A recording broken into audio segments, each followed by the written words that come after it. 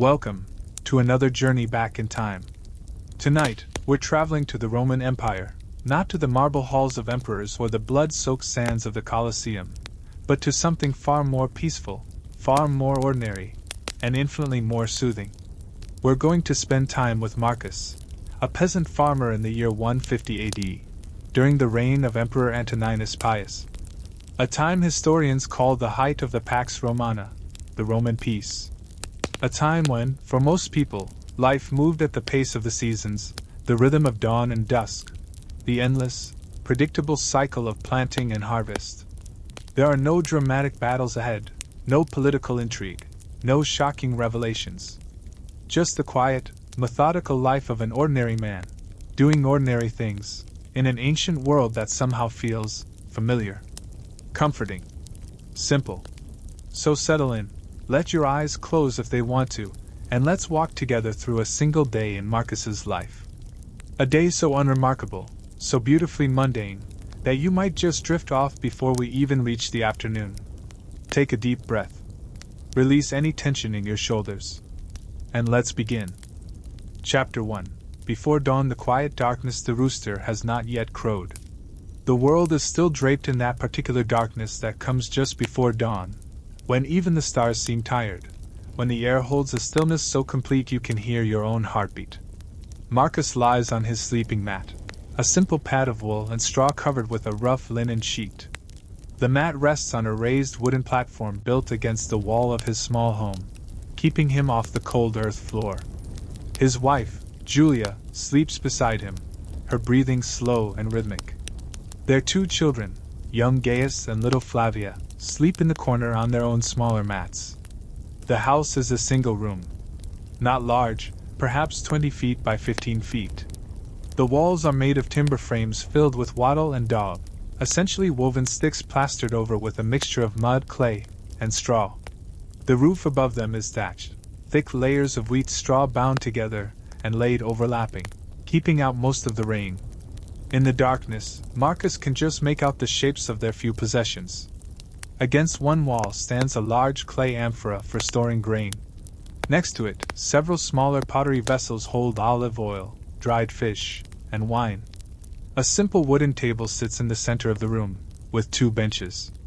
On one wall hangs the family's cooking pots, blackened from years of use over the hearth.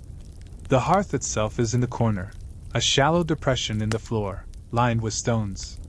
Even now, hours after the fire died down, Marcus can feel the faint warmth radiating from the ashes. That warmth is precious. It took effort to build that fire yesterday, effort he'll have to repeat today. But for now, there is stillness. Marcus's eyes are open, but he's not thinking about the day ahead. Not yet. He's simply existing, in that peaceful space between sleep and waking. His body knows dawn is coming. After 40 years of life, after 40 years of waking before the sun, his body has learned to rouse itself without need for any alarm beyond the internal clock that ticks in all humans. He thinks, briefly, about his father. His father, also named Marcus, also a farmer, who slept in a house very much like this one. And his father before him. And his father before him. The same cycle, repeating, generation after generation. There's something deeply comforting about that, about being part of an unbroken chain stretching back into time. The Roman Empire is vast. Marcus knows this, though he's never traveled more than 30 miles from the small village where he was born.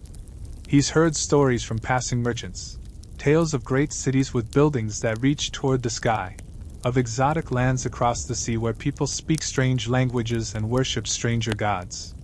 But these stories feel like myths to Marcus, entertaining but not quite real. His reality is here. In this room. In this village. On the small plot of land that he works, just as his father worked it, just as his grandfather worked it. The land is not his, of course. It belongs to Gaius Claudius Maximus, a wealthy landowner who lives in the nearby town of Salernum, a modest settlement about 8 miles to the south. Maximus owns many properties, many fields, and many tenants like Marcus who work the land in exchange for keeping a portion of what they grow. It's a simple arrangement. Marcus and his family work the land. At harvest time, Maximus's overseer comes to inspect the crop and take the Lord's share. What remains is Marcus's to keep, to feed his family, to trade for the things they cannot make themselves. The system has its own logic, its own stability. Marcus is not rich, but he is not starving. The work is hard, but it is predictable. And in a world where stability is rare, where drought or war or plague can upend everything in a moment, predictability is its own kind of wealth. In the darkness, Marcus hears Julia shift beside him. She murmurs something in her sleep, words he cannot quite make out. He reaches out and gently presses his hand against her shoulder, a small gesture of comfort, and she settles back into deeper sleep. Their relationship is not romantic in the way we might think of romance today. They married when Marcus was 18 and Julia was 16, arranged by their families in the practical way of peasant marriages. But over 22 years, they have built something solid. Respect. Partnership. The deep knowing that comes from sharing every hardship and every small joy. Julia is strong. Stronger than Marcus in some ways. She manages the household with quiet efficiency, keeps the children fed and clothed, tends their small vegetable garden behind the house, weaves cloth on her loom, makes cheese from their goats' milk. Without her, Marcus's work in the fields would mean nothing. They are two parts of a single whole. Young Gaius is 13 now, old enough to work alongside his father in the fields.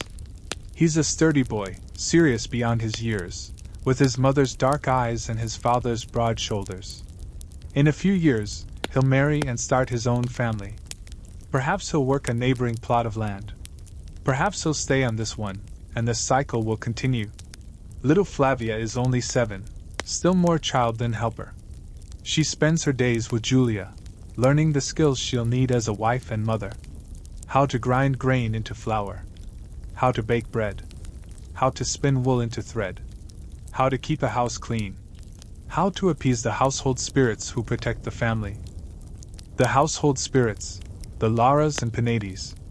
There's a small shrine on the wall near the hearth, just a niche carved into the plaster, holding 2 small clay figurines. Every morning, Julia places a small offering there, a pinch of salt, a few drops of wine, a bit of bread. It's not much, but it's enough. The gods don't need grand gestures from people like Marcus and Julia. The gods understand that poor folks do what they can. In the darkness, Marcus begins to feel the shift. That indefinable moment when darkness begins to loosen its grip, when the world prepares to transition from night to day. He knows, without seeing, that the sky outside is beginning to change. The stars are fading. The black is becoming deep blue. It's time. Marcus sits up slowly, carefully, trying not to disturb Julia. His body protests slightly, the familiar ache in his lower back, a stiffness in his shoulders. At 40, he is not old, not exactly, but the years of labor have left their mark. Romans of his class rarely live past 50. 60 is considered quite old. 70 is exceptional. But Marcus doesn't think about these things. He simply moves through the ache the way he always has, pushing past it into motion. He stands, his bare feet touching the packed earth floor. It's cold. The autumn air has crept in through the cracks in the walls, settling low where heat cannot reach. Marcus shivers slightly, then reaches for his tunic. The tunic is simple, undyed wool, rough and scratchy against his skin. It falls to his knees and is belted at the waist with a length of rope. Over this, he'll wear a cloak when he goes outside, a larger piece of wool that drapes over his shoulders and provides some protection against the morning chill. He dresses in the darkness, his movements practiced and automatic. He's done this thousands of times. 10,000 times. So many times that his hands know what to do without needing input from his mind. Once dressed, Marcus moves to the hearth. He kneels beside it, running his hand through the ashes until he finds what he's looking for. A few coals still glowing faintly red. Good. The fire hasn't completely died. This will make things easier. He reaches for the basket of kindling, small twigs and dry leaves that Julia collected yesterday. Carefully, gently, he places a few pieces of kindling over the coals. Too much, and he'll smother them. Too little, and they won't catch. He leans down, his face close to the coals, and blows. Softly at first, then with more force. A thin stream of smoke rises. The coals glow brighter. The kindling begins to smoke. And then, a small flame. Tiny at first, hesitant, but growing. Marcus feeds it carefully, adding more kindling, then small sticks, then larger pieces of wood. Within a few minutes, a proper fire is burning, casting dancing shadows on the walls and filling the room with welcome warmth. Fire is life. Fire is light in darkness, warmth in cold, a way to turn raw grain into edible bread, tough meat into tender food. Romans worshipped fire, specifically Vesta, goddess of the hearth. Even in peasant homes like this, there was reverence for flame. With the fire burning, Marcus turns to the water jar near the door. It's a large ceramic vessel, nearly 3 feet tall, with 2 handles. Yesterday evening, Gaius filled it from the village well. Now Marcus dips a small cup into it, and drinks deeply. The water is cool, faintly metallic tasting, but clean enough. He splashes a bit of water on his face, feeling the shock of cold against his sleep-warm skin. It helps wake him fully. He runs wet hands through his hair, pushing it back from his face. His hair is dark, like most Romans, streaked with gray at the temples. He wears it short. Long hair is for barbarians and philosophers, not for working men. Outside, the world is beginning to stir. Through the door of the house, a simple wooden door that doesn't close tightly, leaving gaps where cold air and sometimes small animals can enter. Marcus can hear the first stirrings of village life. A dog barking in the distance. The low murmur of voices from a neighboring house. The creak of a wooden door. But the rooster still hasn't crowed. Marcus smiles slightly. That rooster, old Gallus, as the children call him, is getting lazy in his age. There was a time when Gallus would crow so early it seemed he was challenging the sun to rise. Now he sleeps in, and the villagers have learned to wake themselves. Marcus moves to the door and opens it, stepping outside into the pre-dawn darkness. The air is crisp and cool, carrying the scent of earth and distant wood smoke. The sky above is that deep, rich blue that comes just before dawn, dark enough to still see the brightest stars, light enough to make out shapes and outlines. To the east, above the hills, there's the faintest suggestion of gold. The village is small, perhaps 20 houses arranged loosely along a dirt path that connects them to the main Roman road half a mile to the south. The houses are similar to Marcus's, simple structures of wood and mud, thatched roofs, single rooms housing entire families. A few are slightly larger, belonging to slightly more prosperous farmers.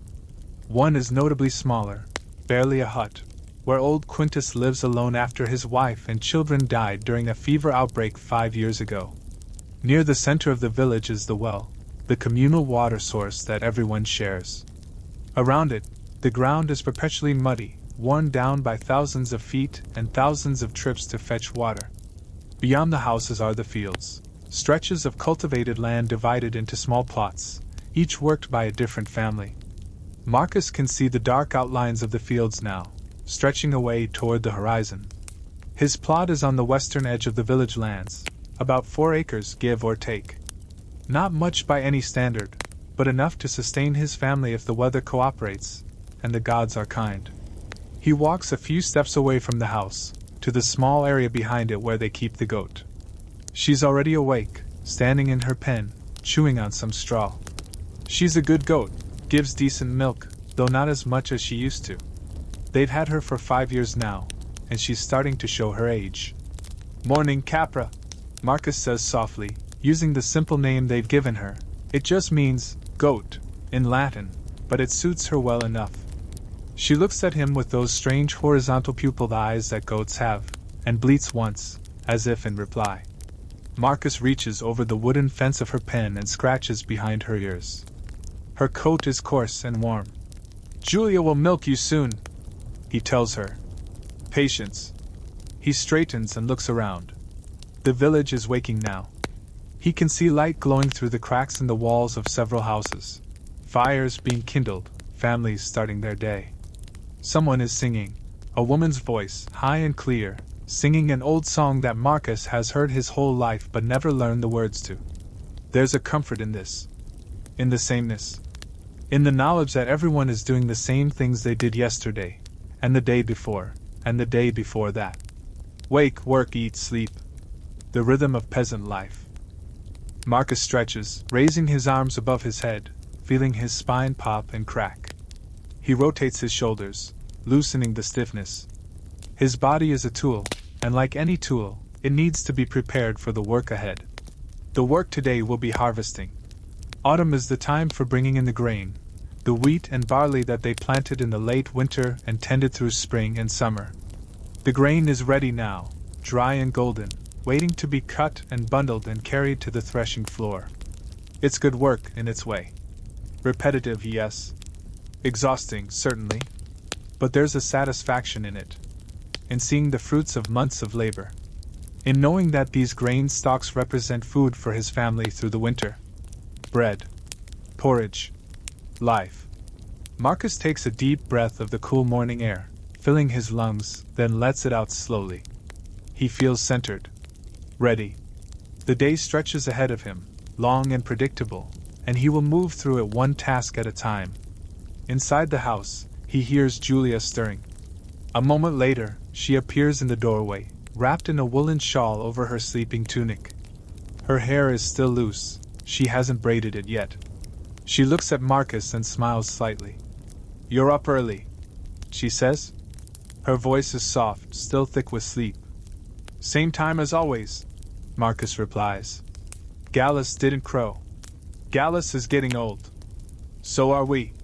They share a look, not quite a smile, but something close. A recognition of shared reality. "I'll start the bread," Julia says. "Wake the children?" Marcus nods. "Gaius needs to come to the fields today. The grain won't harvest itself." Julia turns back inside, and Marcus follows her. The house is warmer now, the fire heating the small space. Young Flavia is already awake, sitting on her sleeping mat, rubbing her eyes. She looks up as Marcus enters. "Papa," she says. "Is it morning?" "It is, little bird," Marcus says, using the nickname he's called her since she was a baby. "Time to help your mother." Gaius is still asleep, curled on his side, breathing deeply. Marcus reaches down and shakes his shoulder gently. "Gaius, wake up. Work to do." The boy groans, sweats at Marcus's hand, then slowly opens his eyes. "Already?" he mumbles. "Already," Marcus confirms. "Come on. The day's wasting." Gaius sits up, yawning hugely. At 13, he's at that age where he's still more boy than man, but the man is starting to show through. His voice has deepened this past year. He's grown taller, his limbs gangly and awkward. In another year or two, he'll be as tall as Marcus. The family moves into their morning routine. Julia begins preparing breakfast, taking some barley flour from the storage amphora, mixing it with water and salt to make a simple porridge.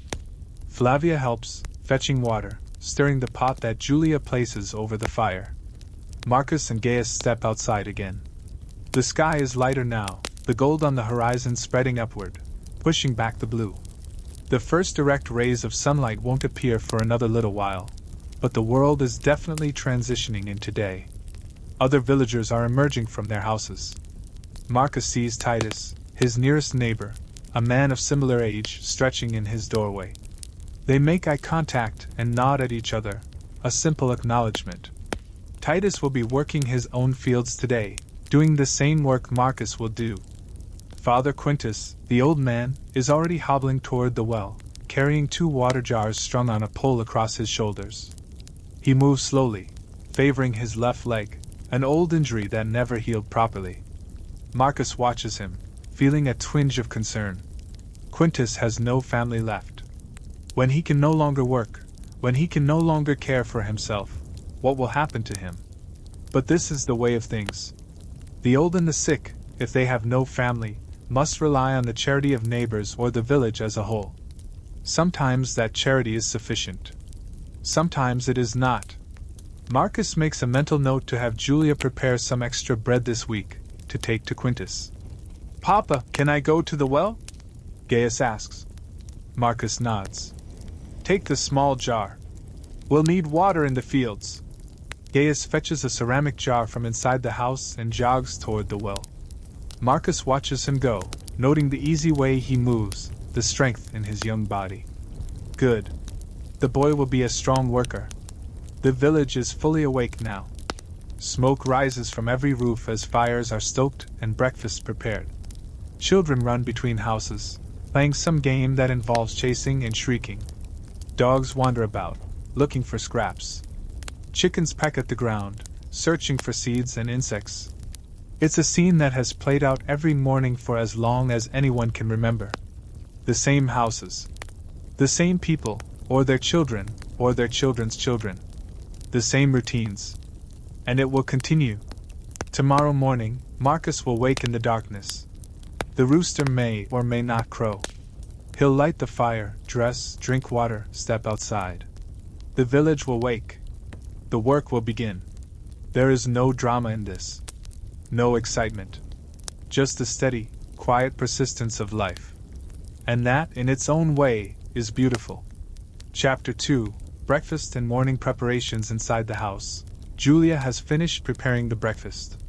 The barley porridge sits in the pot, thick and steaming, smelling of grain and the faint smokiness that comes from cooking over a wood fire. She's added a small amount of olive oil to it, making it richer, and a pinch of salt to give it flavor. It's not fancy food, but it's nourishing. The family gathers around the simple wooden table. There are no chairs. Peasants don't use chairs, which are expensive and unnecessary.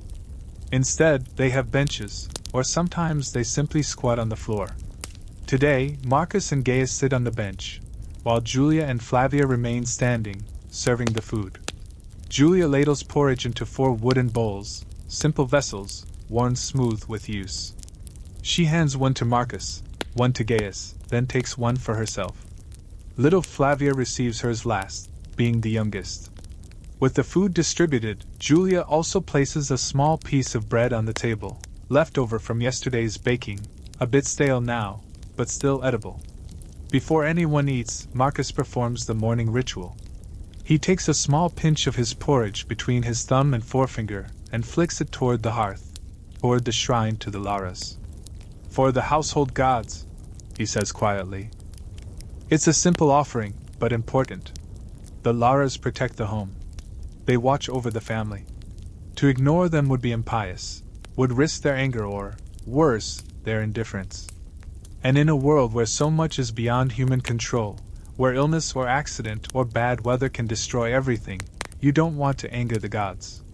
Julia does the same, and teaches Flavia to do likewise.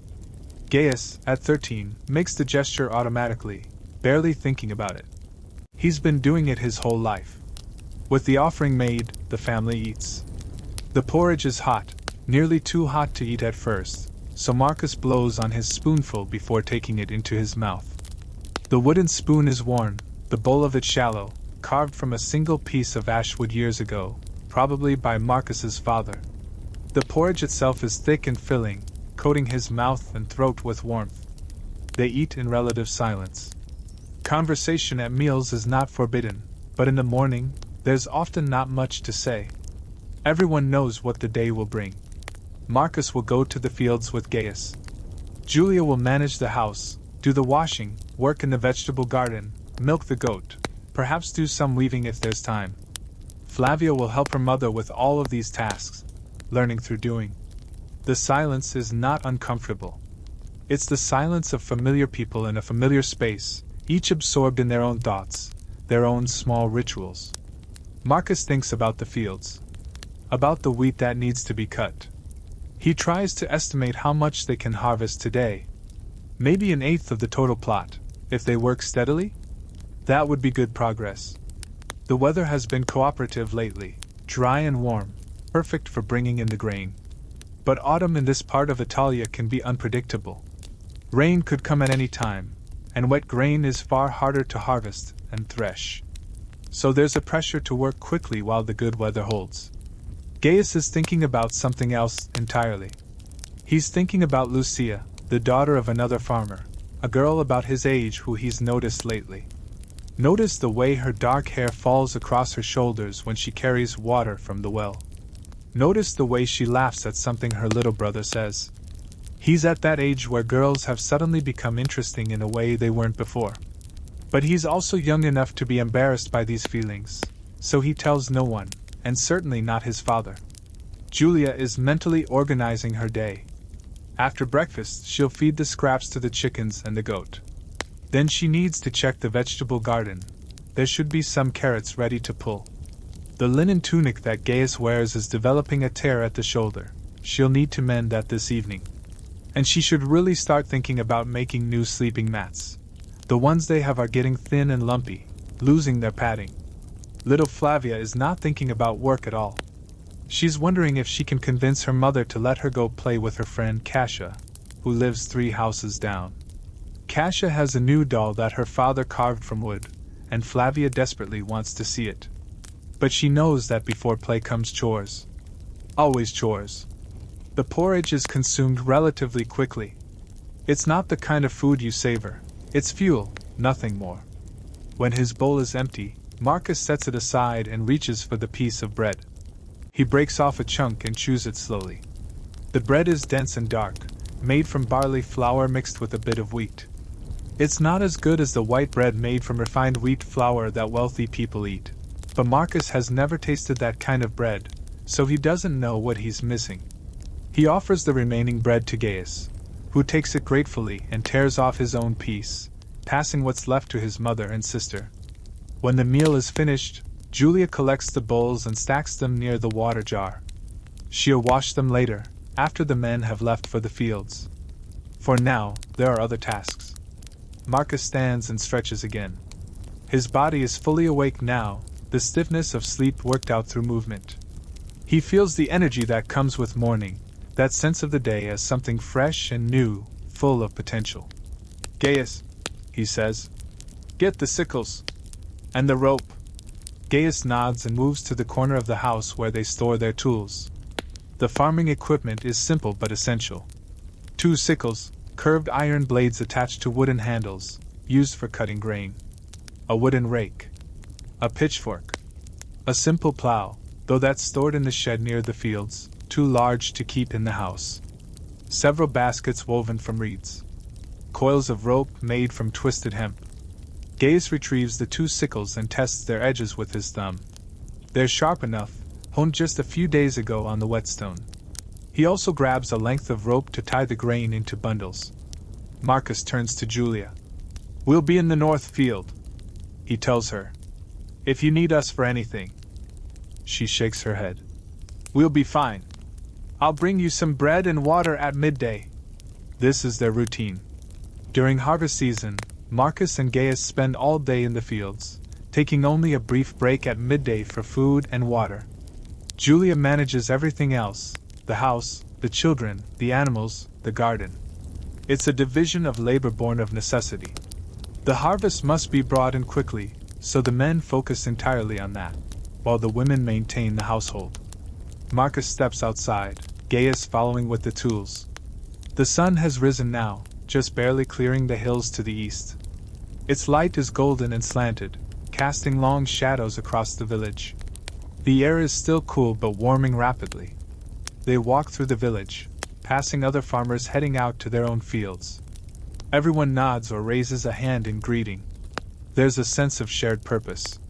They're all doing the same work, facing the same challenges. There's comfort in that solidarity. At the edge of the village, they pass the shrine. It's just a small stone structure, barely more than a cairn, dedicated to the local agricultural deities. Someone has left a small offering there, a handful of grain, Marcus guesses. He makes a quick gesture of respect as he passes, touching his forehead and then his heart. Better safe than sorry when it comes to the gods. The path leads them past the other houses, past the vegetable gardens, toward the open fields. Marcus's plot is about a 10-minute walk from the house, not far, but far enough that they make the trip multiple times each day during busy seasons like planting or harvest. The fields stretch out before them, a patchwork of different plots in different stages. Some have already been harvested, the grain cut and removed, leaving behind stubble and bare earth. Others, like Marcus's, are still golden with ripe wheat, ready to be cut. A few plots are still green, planted late and not yet ready. Marcus's field is bordered on 3 sides by other farmers' plots and on the 4th side by a drainage ditch, a long trench that carries away excess water during the rainy season. Right now, in autumn, the ditch is nearly dry, just a trickle of water at the bottom. They step off the path and into the field itself. The wheat comes up to Marcus's waist, dense and heavy with grain. He reaches out and runs his hand over the tops of the stalks, feeling the rough texture of the seed heads. Perfect. Not too dry, not too moist. Just right for harvesting. We'll start here on the west side, Marcus says, pointing. Work our way east. Cut the wheat close to the ground, lay it in rows. When we have enough for a bundle, we'll tie it. Gaius nods. He's done this before, helped with last year's harvest and the year before that. He knows the process. They both take up their sickles. The wooden handles are worn smooth by years of use, fitting comfortably in their palms. The iron blades catch the morning light, glinting. And then they begin. Marcus bends at the waist, reaches down with his left hand to grab a handful of wheat stalks, and swings the sickle with his right hand in a smooth, practiced arc. The blade slices through the stalks with a satisfying whisper of sound. He lays the cut wheat behind him and reaches for the next handful. Grab, swing, cut, lay down. Grab, swing, cut, lay down. It's rhythmic work. Repetitive. Your mind can wander while your body moves through the motions automatically. This is both a blessing and a curse. A blessing because the work doesn't require constant attention, so you can think about other things, or think about nothing at all. A curse because the sheer monotony of it can make the hours stretch endlessly. But Marcus has been doing this kind of work his entire life. He's made peace with the monotony. He finds a kind of meditation in it. The repetition becomes soothing. Grab, swing, cut, lay down. Over and over. The world narrows to the patch of wheat in front of him, the feel of the stalks in his hand, the bite of the blade.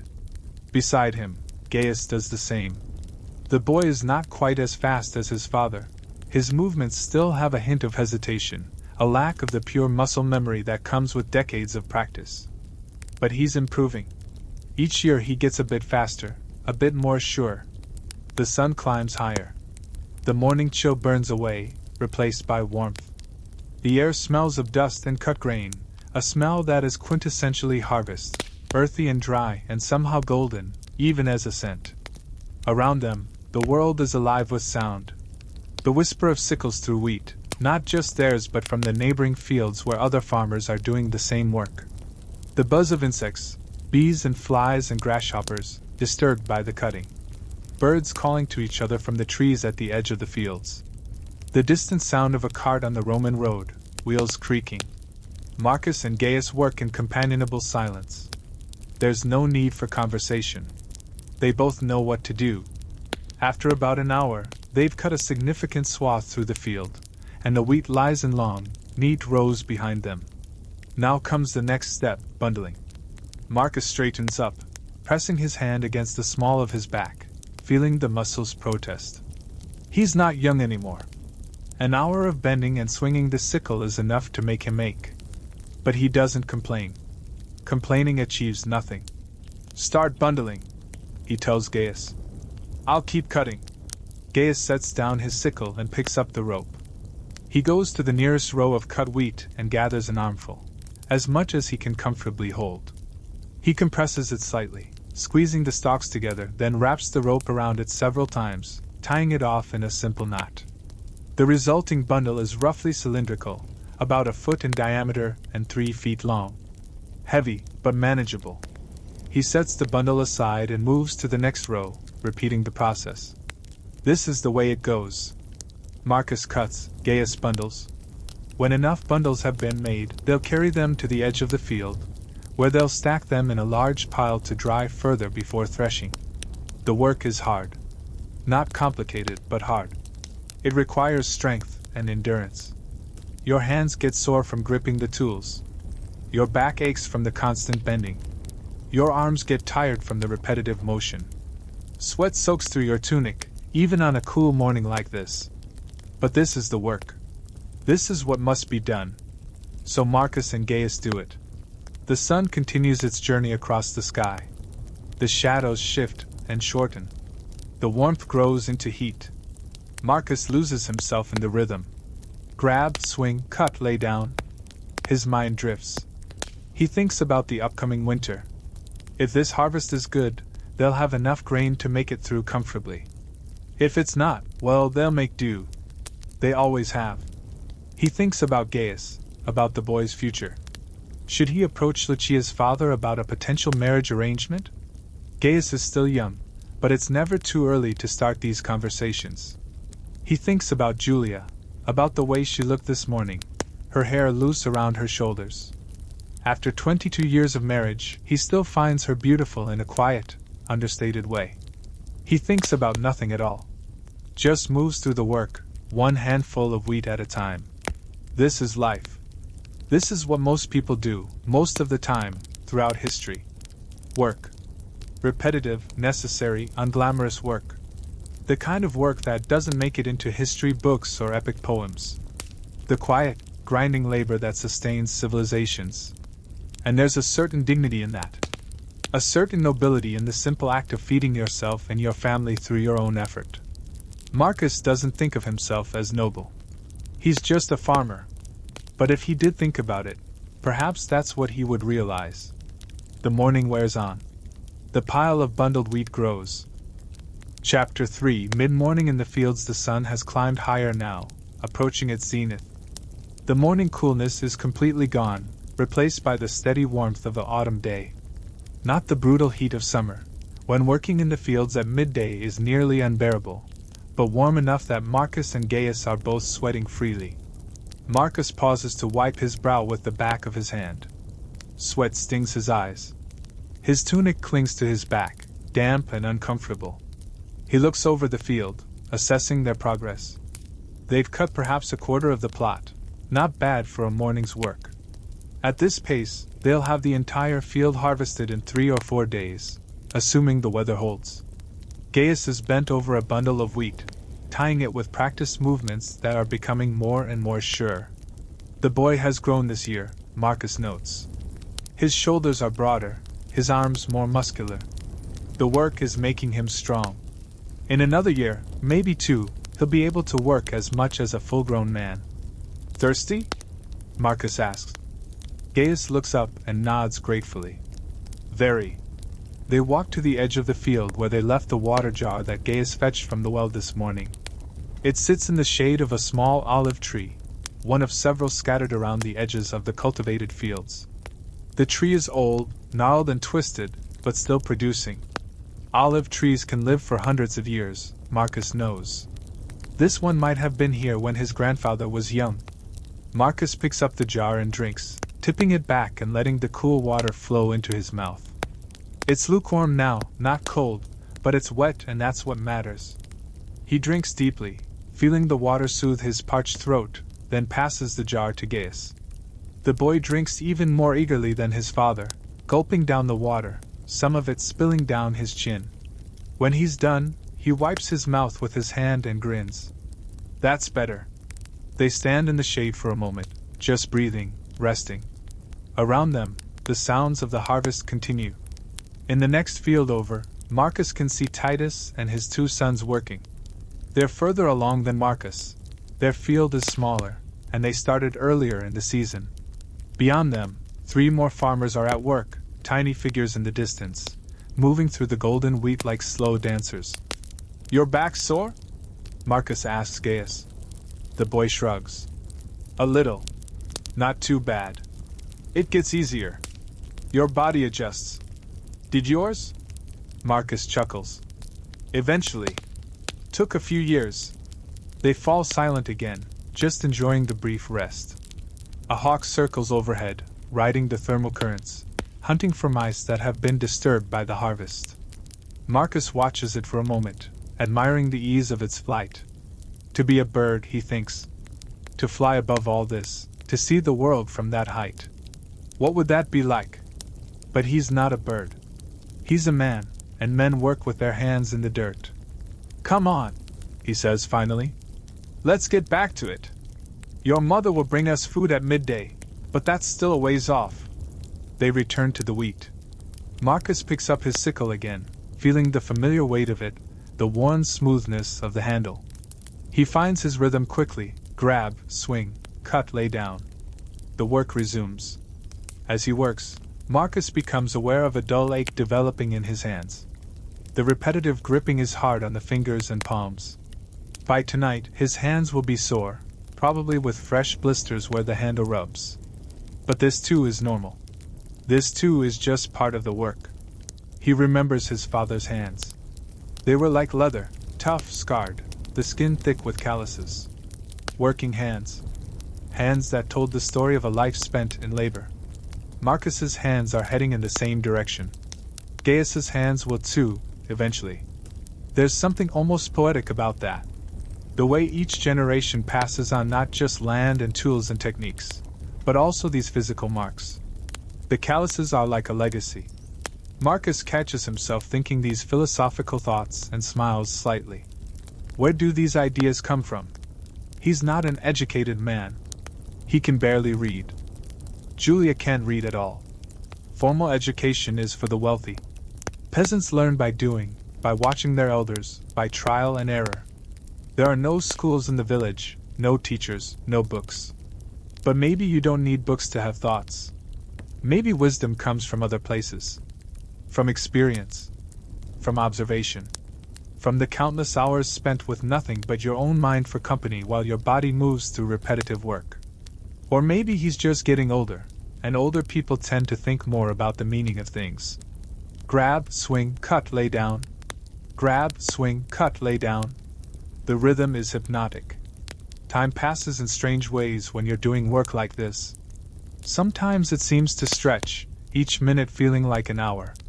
Other times it compresses, and you look up surprised to find that the sun has moved significantly across the sky. Right now, time is doing the stretching thing.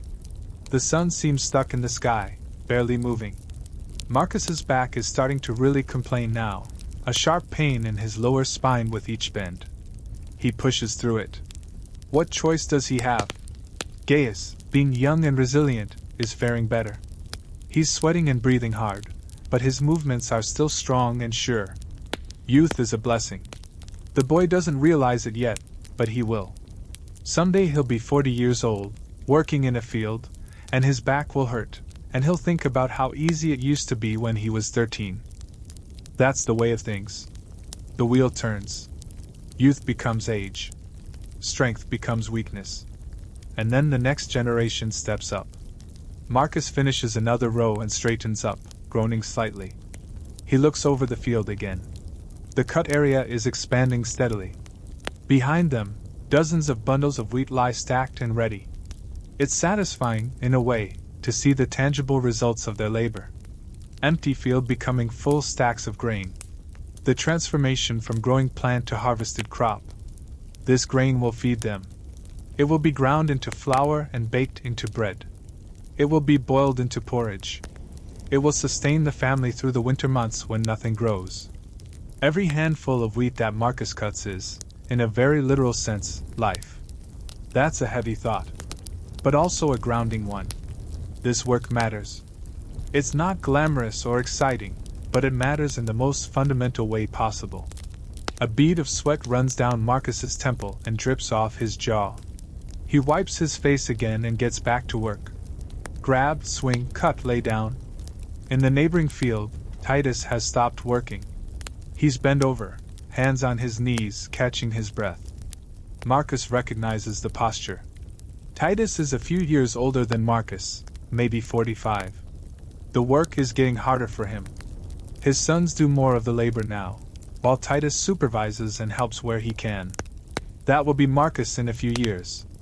And then Gaius will be the main worker, and Marcus will be the aging father, trying to contribute but knowing he's not as strong as he used to be. And then eventually, Marcus will be like old Quintus, too old to work, dependent on the charity of others or, if he's lucky, the support of his children. These are not cheerful thoughts, but Marcus doesn't find them depressing either. They're just the facts of life. Everyone ages. Everyone weakens. Everyone dies.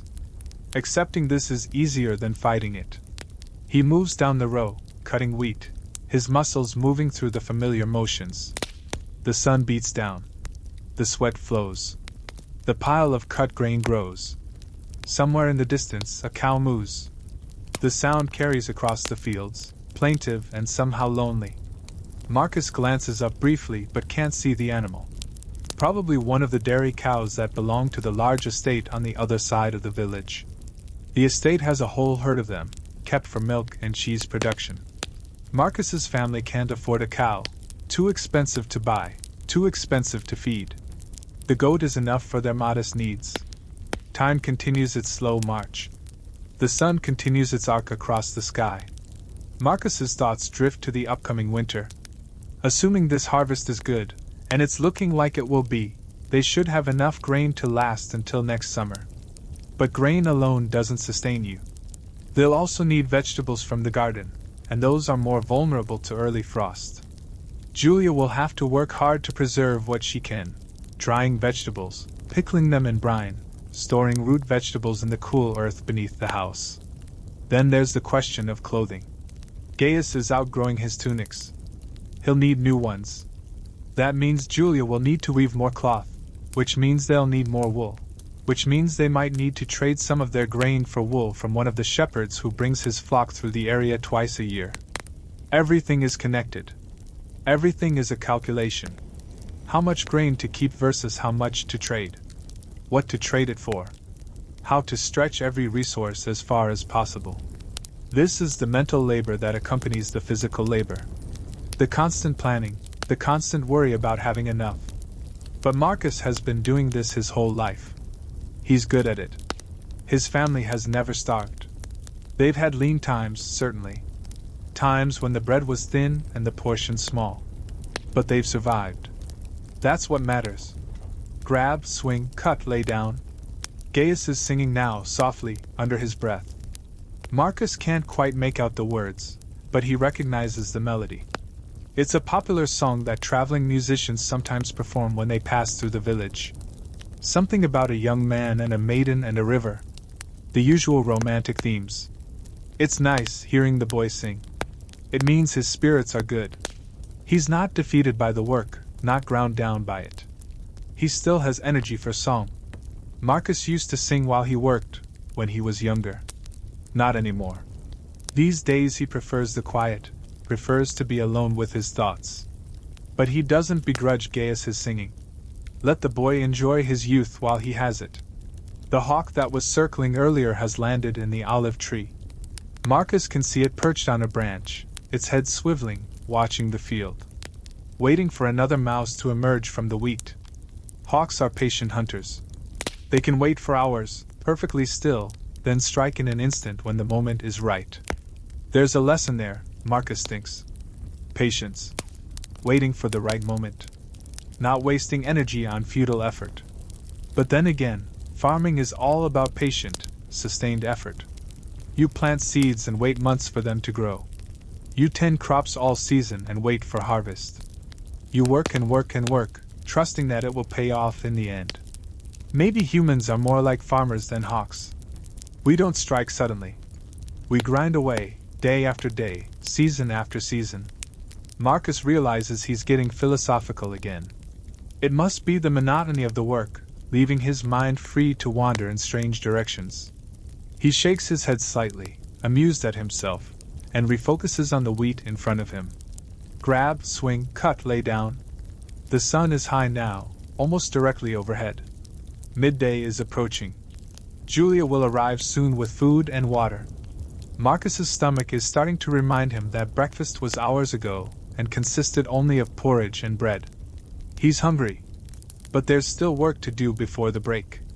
He wants to finish this row, and the next one, before stopping. Just a bit more. He bends, grabs, swings, cuts. Again and again. His back is screaming at him now, but he ignores it. Pain is just sensation. It doesn't have to stop you. Gaius has finished bundling the last batch of cut wheat, and is now helping his father cut, the two of them working side by side. The work goes faster with both of them cutting. They fall into a natural rhythm, their movements synchronized without needing to discuss it. Father and son, working together. Just as Marcus worked alongside his father, and his father worked alongside his father. The chain stretching back through time. And someday, Gaius will work alongside his own son. And the chain will continue. There's immortality in that, Marcus thinks. Not the kind where you personally live forever, but the kind where your line continues, where the work continues, where the land continues to be tended and the grain continues to be harvested. That's enough. That has to be enough. Because what else is there? Grab, swing, cut, lay down. The row is finished. And then the next row. And then Marcus finally allows himself to stop, to straighten up fully, to stretch his protesting muscles. That's good, he says to Gaius. Let's rest. Your mother should be here soon. They walk back to the olive tree and sit in its shade, leaning back against the trunk. The bark is rough against Marcus's back, but the shade is glorious. He closes his eyes for a moment, just breathing, letting his body rest. Beside him, Gaius is already reaching for the water jar, drinking deeply. The boy's face is flushed with exertion, his hair plastered to his forehead with sweat. But he's smiling. He's proud of the work they've done. Marcus opens his eyes and looks out over the field. The cut area is significant now.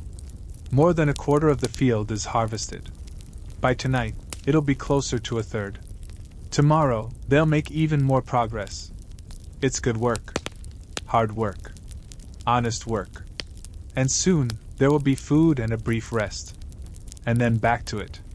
The day is half over. But there's still much to do. Chapter 4. The midday meal. Julia appears at the edge of the field, walking along the narrow path that divides the plots. She's carrying a basket covered with a cloth, and little Flavia walks beside her, trying to keep pace with her mother's longer stride. Both of them are wearing simple woolen tunics and headscarves to protect them from the sun. Marcus sees them approaching and feels a warm surge of appreciation. Julia never fails. No matter how tired she must be from her own morning of work, feeding the animals, tending the garden, cleaning the house, she always brings them food at midday. "Papa!" Flavia calls out when she spots them under the olive tree. She breaks into a run, her small legs pumping, her face bright with excitement. Running toward her father is one of the highlights of her day. Marcus stands and opens his arms, and Flavia crashes into him, hugging him around the waist. "Papa, we brought bread and cheese and eggs. Did you now?" Marcus says, smiling down at her. "That sounds wonderful." Julia reaches them and sets the basket down in the shade. "How's the work going?" she asks. "Good," Marcus replies. "We've made good progress. Another few days and we'll have it all cut." Julia nods, satisfied. She kneels beside the basket and removes the cloth covering, revealing the food she's brought. There's a small loaf of bread, baked this morning. A wedge of cheese made from their goat's milk. 3 hard-boiled eggs. A handful of olives. And a fresh jar of water still cool from the well. It's a modest meal, but after hours of hard labor, it looks like a feast to Marcus. The 4 of them sit in a circle in the shade. Julia distributes the food, tearing the bread into portions, dividing the cheese, giving each person an egg and some olives. She says a brief prayer of thanks to Ceres, goddess of the harvest, before they eat. Even in their simple peasant way, they try to show proper respect to the gods. Marcus bites into the bread.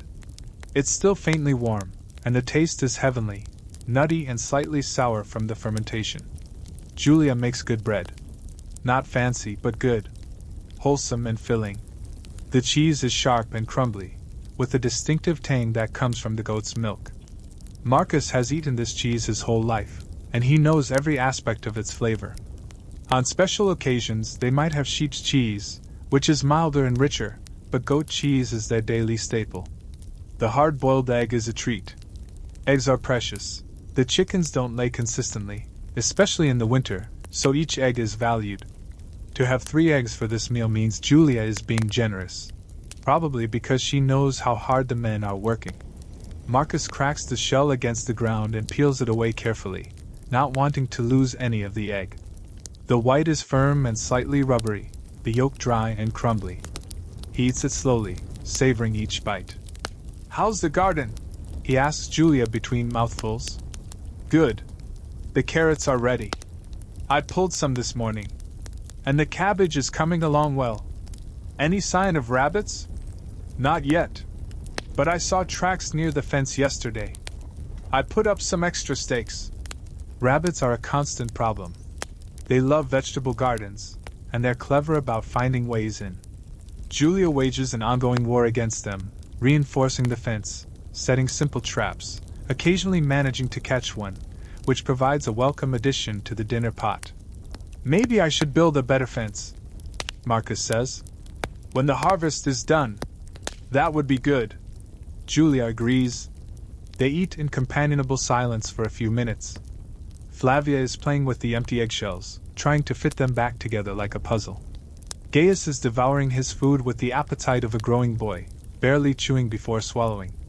Marcus looks at his family, sitting here in the shade, sharing this simple meal. This is what it's all for. This is why he works. Not for glory or wealth or fame, those things are not for people like him. But for this. For the ability to feed his family, to keep them clothed and sheltered, to give them a life. It's not much, by the standards of the wealthy. But it's everything by the standards of Marcus. "Papa, can I stay and help this afternoon?" Flavia asks suddenly. Marcus and Julia exchange a glance. Flavia is still young, probably too young to be much help in the fields.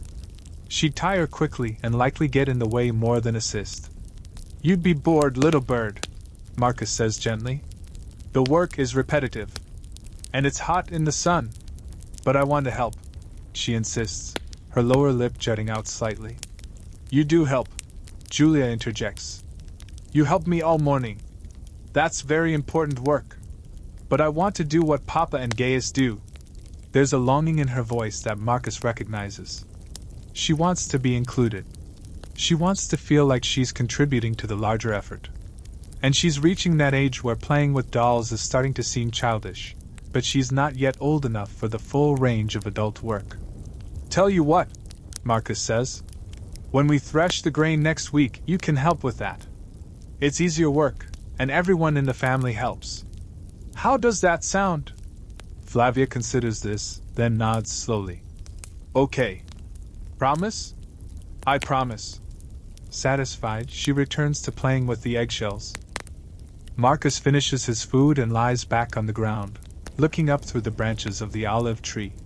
Dappled sunlight filters through the silver-green leaves, creating patterns of light and shadow. A gentle breeze moves through the branches, making them sway slightly. It's peaceful. This is the best part of the day, he thinks. This brief rest, this moment of calm between the morning's labor and the afternoon's. A chance to stop, to breathe, to remember that life is more than just work. But the rest can't last forever. There's still half a field to harvest. The afternoon won't get any cooler. The work won't do itself. Marcus sits up, groaning slightly as his stiffened muscles protest. Julia is already packing up the remains of the meal, putting the cloth back over the basket. "Thank you for the food," Marcus says to her. "It was good." "You're welcome," she replies. She leans in and kisses his cheek quickly, a brief gesture of affection, but meaningful. They're not demonstrative people, but small gestures matter. "Come on, Flavia," Julia says. "Let's go home. Papa and Gaius have work to do." "But I want to stay." Flavia protests again, though less vigorously this time. "We'll come back to bring them water later," Julia promises. "And tonight you'll see them at dinner." Reluctantly, Flavia accepts this. She gives Marcus one more hug, then takes her mother's hand. The two of them walk back toward the village, Flavia looking back over her shoulder every few steps, waving. Marcus waves back until they're out of sight. Gaius stands and stretches, his joints cracking audibly. "Ready?" he asks his father. Marcus nods. "Ready." They pick up their sickles and return to the wheat. The afternoon work begins. Chapter 5. Afternoon labor. The afternoon sun is harsh. Direct and unforgiving, it bears down on the field with an intensity that the morning lacked. Marcus can feel it on his neck, on his arms, burning through his tunic. By tonight, his skin will be darker, tanned even deeper by another day's exposure. But there's no avoiding it. The work must be done. Grab, swing, cut, lay down. Grab, swing, cut, lay down. The rhythm resumes, but it's harder now. Marcus's body is tired from the morning's labor. His hands are sore, blisters forming where the sickle handle rubs. His back feels like someone has taken a hammer to his spine. Each bend sends a jolt of pain through him. But he's experienced enough to manage pain. You acknowledge it, you accept that it's there, and then you work through it. Focusing on the pain only makes it worse. Better to focus on the task, on the wheat, on the next handful and the next cut. Gaius is feeling it too. The boy's movements are slower than they were this morning, less fluid. He's sweating even more heavily, his tunic soaked through. But he doesn't complain. Marcus has raised him to understand that work sometimes hurts, and you do it anyway. They work in silence. Conversation requires energy either of them can spare right now. All their energy goes into the cutting and the bundling and the stacking. The field gradually transforms. More wheat is cut. More bundles are tied. The pile at the edge of the field grows taller. Marcus's mind drifts again, seeking escape from the physical discomfort. He thinks about the upcoming threshing. That's the next major task after the harvesting is complete. The bundles of wheat will need to be taken to the communal threshing floor in the village, a large, flat area of hard-packed earth where all the farmers bring their grain. There, the wheat will be spread out, and the threshing process will begin. Traditionally, this is done by having animals walk over the grain, oxen or horses, their hooves crushing the stalks and separating the edible grain from the inedible chaff. Some farmers use a wooden threshing board, a heavy platform with stones embedded in the bottom, which is dragged over the wheat. It's hard work, but different from harvesting. And there's a social aspect to it. The whole village comes together for threshing. The men work, the women prepare food, the children run and play. It's one of the few times when work feels like a community event, almost festive. After threshing comes winnowing. The grain and chaff mixture is tossed into the air with wooden forks, and the wind blows away the lighter chaff while the heavier grain falls back to the ground. It's tedious work, but necessary. The grain must be cleaned before it can be stored. And then finally, the grain is divided. Maximus's overseer will come and take the Lord's share, usually about half of the total yield, sometimes more. What remains belongs to Marcus, his payment for a year's work. If the harvest is good, Marcus might even have some surplus to trade. Extra grain can be exchanged for the things they can't produce themselves. Iron tools from the blacksmith. Clay pottery from the potter. Wool from the shepherds. Salt from the merchants who bring it up from the coast. The economy of a peasant village is simple and direct. People make things, and they trade those things for other things they need. Coins exist, of course. Roman currency is everywhere. But actual cash transactions are less common among peasants. Most exchanges happen through barter. Marcus has a few coins saved, bronze asses mostly, tucked away in a leather pouch hidden beneath the floorboards of the house. Maybe a dozen coins in total, accumulated over years. It's not much, but it's something. An emergency fund. If something truly catastrophic happens, if someone gets badly ill and needs expensive medicine, if the house burns down and needs to be rebuilt, the coins might make the difference between survival and disaster. But hopefully it won't come to that. Hopefully they'll continue as they have been, getting by year after year, without major calamity.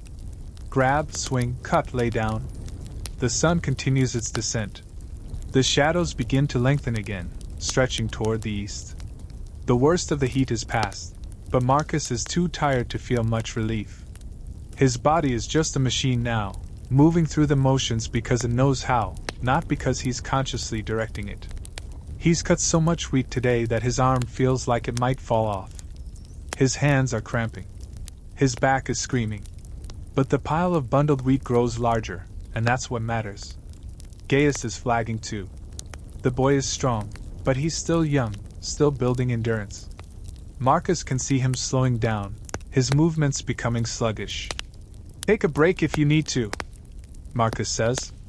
Gaius shakes his head stubbornly. "I'm fine. Don't push yourself too hard. We'll be out here again tomorrow." "I said I'm fine," Gaius repeats, a bit of irritation creeping into his voice. Chapter 6: Evening Meal and Rest. The evening meal is the main meal of the day for Marcus's family. Breakfast is quick and functional, midday is just a snack to sustain the workers, but evening is when the family sits together and eats properly. Julia has prepared a pulse, a thick porridge of barley cooked with water, olive oil, and salt. It's not fancy, but it's filling and nutritious. She's also made a small fish stew, using 2 small fish that Marcus caught in the river last week and preserved in salt. The fish has been rehydrated and cooked with onions from the garden and some herbs, thyme and rosemary that grow wild near the edge of the village. There's also bread left from this morning's baking, and Julia has set out a small plate of olives and a few figs that she bought from a passing merchant 2 days ago. It's a good meal, by their standards. Not every night has this much variety. The family gathers around the table. Marcus, Julia, Gaius, and Flavia. 4 people, tired from their day's work, ready to eat and rest. Before the meal begins, Marcus performs the ritual offering again, flicking a bit of porridge and a morsel of fish toward the household shrine. "For the Laras and Penates," he intones. Julia and the children do the same. Then they eat. The pulse is hot and thick, sticking to the roof of Marcus's mouth. He has to chew it carefully to avoid burning himself. But it's good. Substantial. It fills his empty stomach and begins to restore his energy. The fish stew is even better. The salt-preserved fish has a strong flavor, briny and intense, but the onions and herbs balance it out. Julia has also added some dried mushrooms that she foraged in the forest last autumn, giving the stew an earthy depth. Marcus eats slowly, savoring each bite. After a day of hard labor, food tastes better. The simple pleasure of satisfying hunger is profound. Gaius is eating like he's starving, shoveling porridge and stew into his mouth as fast as he can swallow. Boys his age seem to have bottomless stomachs. No matter how much he eats, he's always hungry an hour later. Flavia is more careful, eating small bites, sometimes pausing to talk between mouthfuls. She tells a long, rambling story about something that happened with her friend Kasia today. Something about a chicken and a game they were playing. Marcus only half listens, but he nods and makes encouraging sounds. It's enough. Flavia just wants to be heard. Julia eats last, after serving everyone else. She's already had a few bites throughout the cooking process, tasting to adjust the seasoning, sampling to make sure everything is properly cooked. But now she sits and eats properly, her movements efficient and practiced. "The carrots are ready to harvest," she says to Marcus between bites. "I pulled a few today. They're good size." "Good," Marcus replies. "We should pull them all before the cold comes. Store them properly. I'll start tomorrow. Flavia can help." The conversation is practical, focused on the business of running the household. There's no talk of politics or philosophy or art. Those are concerns for other people, people in cities, people with education and leisure time. Marcus and Julia talk about crops and animals and weather and children. The immediate, tangible things that make up their world.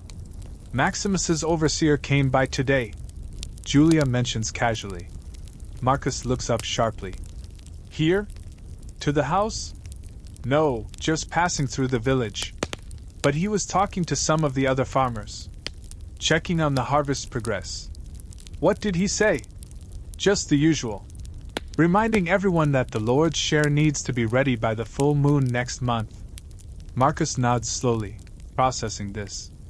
The overseer's visits always carry a subtle threat. Maximus is not a cruel landlord by any means. There are far worse landlords in the region, men who squeeze every last grain out of their tenants, who punish harshly for any shortfall. Maximus is fair, relatively speaking. But he's still a landlord, and he expects his share. If a tenant can't pay, there are consequences. Eviction. Debt.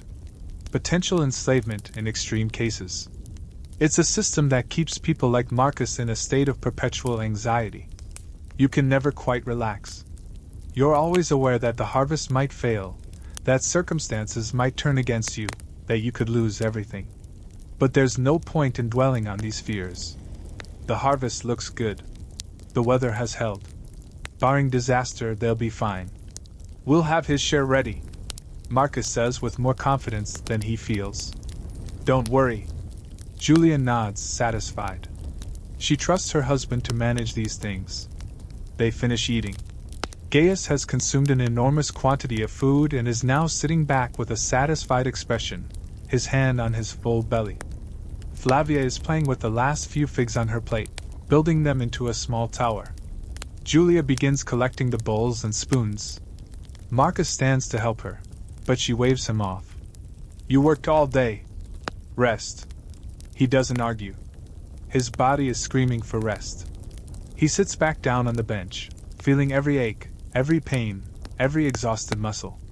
The house is warm now, the fire burning steadily in the hearth. The light is dim, just the glow from the flames and one small oil lamp that Julia lit before dinner. Oil is expensive, so they use lamps sparingly, only when necessary. Mostly they rely on firelight, and when the fire dies down, they sleep. Outside, the village is settling into night. The sounds of the day, voices, animal noises, the clatter of tools, are giving way to the sounds of evening. Quiet conversations. The occasional bark of a dog. The hoot of an owl starting its nightly hunt. Marcus sits and stares into the fire, watching the flames dance and flicker. There's something hypnotic about fire. He could watch it for hours. The way it moves, never the same twice, always shifting, always changing. Yellow and orange and red and blue, all mixed together. His mind is empty now. Too tired for deep thoughts. Just existing, breathing, being. Gaius has already moved to his sleeping mat in the corner. The boy is practically asleep on his feet. He lies down without even removing his tunic, and within moments his breathing deepens and he's out. Youth and hard labor. The combination means he can fall asleep anywhere, anytime. Flavia is still awake, sitting next to Julia and watching her mother clean the cooking pots. Julia is humming softly, one of those old songs that she learned from her own mother, who learned it from her mother. The melody is simple and repetitive, soothing.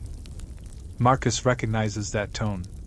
It's the voice of a boy trying to prove he's a man, trying to show that he's tough enough, strong enough. Marcus remembers having that same tone at that age. He doesn't push the issue. Let the boy learn his own limits. They work on. The afternoon stretches. Time does that strange thing again where it seems to almost stop, each minute dragging past. The sun inches across the sky so slowly it seems almost motionless. Marcus's thoughts turn to death. Not in a morbid way, but in the matter-of-fact way that people of this era think about mortality. Death is common. Death is everywhere. Infant mortality is high. Maybe a third of children don't survive to age 5. Disease can strike anyone at any time. Accidents happen. The old and the weak succumb regularly. Marcus has already outlived many of his childhood friends. Some died young in childhood. Others died as adults. From fever, from accidents, from childbirth in the case of the women. The village cemetery is full of graves, some of them very small. He's attended many funerals. The rituals are simple among peasants. The body is washed and wrapped in a shroud. The family gathers. Prayers are said to the gods of the underworld, Pluto and Proserpina. The body is buried or, if the family can afford it, cremated.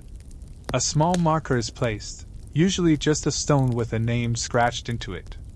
And then life continues. Because it must. Marcus doesn't fear death, exactly. It's inevitable. What he fears is dying too soon, before Gaius is fully established, leaving Julia and the children without support. That's his responsibility, to live long enough to ensure his family is secure. But he also knows he can't control when death comes. So he does what he can, works hard, tries to stay healthy, makes offerings to the gods, and hopes for the best. These are heavy thoughts for a sunny afternoon in a wheat field. But the mind goes where it will. Grab, swing, cut, lay down. A group of birds, starlings, maybe, swoops over the field in a tight formation, their wings beating in unison. They wheel in turn, a single organism made of many bodies, then disappear over the trees to the south. Marcus watches them go, momentarily distracted. Birds are free in a way humans never can be. They go where they want, when they want. No land to tie them down. No harvest to worry about. No lords demanding their share. But birds also don't build civilizations. They don't create art, or tell stories, or pass wisdom down through generations. Humans are bound to the earth, but they make something of that binding. Marcus isn't sure if that's a fair trade. But it's the only trade available. He finishes another row and moves to the next. Gaius is bundling the cut wheat, his movements mechanical, automatic. They're both running on pure determination now, too tired to think, just moving. The sun touches the horizon. The light turns golden, then orange, then red. Long shadows stretch across the field. The day is ending. That's enough, Marcus finally says. Let's stop. Gaius straightens up immediately, relief washing over his face. He doesn't even try to hide it. Thank the gods, he mutters. Marcus can't help but smile slightly. Tired? Exhausted. Me too. They gather their tools and walk to the edge of the field, to the pile of bundled wheat. It's impressive now, dozens of bundles, representing a full day's labor. Tomorrow they'll continue, and the pile will grow even larger. But for now, the work is done. They start the walk back to the village, their bodies moving slowly, stiffly. Every muscle aches. Marcus can feel blisters on his hands, and he knows without looking that they've broken and his palms are raw. But that's fine. They'll heal. They always do. The village is coming to life with end-of-day activity. Women are cooking evening meals, smoke rising from every house. Men are returning from their own fields, carrying tools, looking as tired as Marcus feels. Children are playing in the last light of day, their voices high and bright. Marcus and Gaius reach their house. Julia is outside, tending to something in the garden. She looks up as they approach and smiles. Good day's work? She asks. Good enough, Marcus replies. Dinner will be ready soon. Go wash. There's a basin of water outside the door. Julia must have brought it from the well earlier. Marcus and Gaius take turns splashing their faces and hands, washing off the sweat and dirt of the day. The water is cool and feels wonderful on Marcus's sunburned skin. Inside, the house smells of cooking food. Onions and barley, Marcus guesses. Maybe some of the fish that they traded grain for last week. His stomach growls audibly. But first, before dinner, there's one more task. Marcus approaches the household shrine, the small niche in the wall with its 2 clay figurines. He places a hand over his heart and bows his head. Thank you for a safe day, he says quietly. Thank you for the strength to work. Thank you for the harvest. May tomorrow be as blessed. It's a simple prayer. The gods don't need fancy words from a peasant. But the act of acknowledgement is important. The gods watch over the household. It's right to thank them. With his devotions complete, Marcus finally allows himself to fully relax. The work is done. The family is safe. There's food coming. For this moment, all is well. Marcus feels his eyelids growing heavy. The warmth, the full stomach, the exhaustion, all of it is pulling him towards sleep. But not yet. There are a few more evening tasks to complete. He stands, groaning as his stiff body protests, and walks to the door. Outside, the night is fully dark now. The sky is black and filled with stars, more stars than you can count, more stars than you can even comprehend. They spread across the heavens in a glowing river, the Milky Way, which the Romans call the Via Lactea. Marcus has heard stories about the stars. Some say they're the souls of the dead, watching over the living. Others say they're holes in the sky, letting through the light of the heavens beyond. Philosophers in cities debate their nature, but Marcus is not a philosopher. To him, they're just beautiful. A reminder that there's more to the world than just fields and villages and daily labor. He walks to the goat's pen. Capra is lying down, chewing her cud, her eyes half closed. She looks content. Marcus checks that she has water and that her pen is secure. Predators sometimes come at night, foxes mostly, occasionally a wild dog. The fence needs to be sound. Satisfied that all is well, he returns to the house. Julia has finished cleaning and is now sitting on a stool near the fire, working on some mending. She has Gaius's torn tunic in her lap and is carefully stitching the ripped shoulder seam with thread she spun herself from wool. Her hands move quickly and surely, she's done this thousands of times. Mending is a constant task. Clothes wear out, and new clothes are expensive, so you mend and mend and mend until there's nothing left to mend, and only then do you make new clothes. Flavia is sitting on her own sleeping mat now, playing with a small rag doll that Julia made for her years ago. The doll is worn and faded, but Flavia still loves it. She's talking to it in a quiet voice, telling it a story. This is peace. This is contentment. The family together, safe, warm, fed. The day's work done. The night stretching ahead with the promise of rest. Marcus sits back down and watches his family. Julia's head bent over her mending. Flavia whispering to her doll. Gaius already deep in sleep. This is what he works for. Not wealth or status or power. Just this. The simple fact of them existing, together, in this small house, in this small village, in this vast empire. It's enough. More than enough.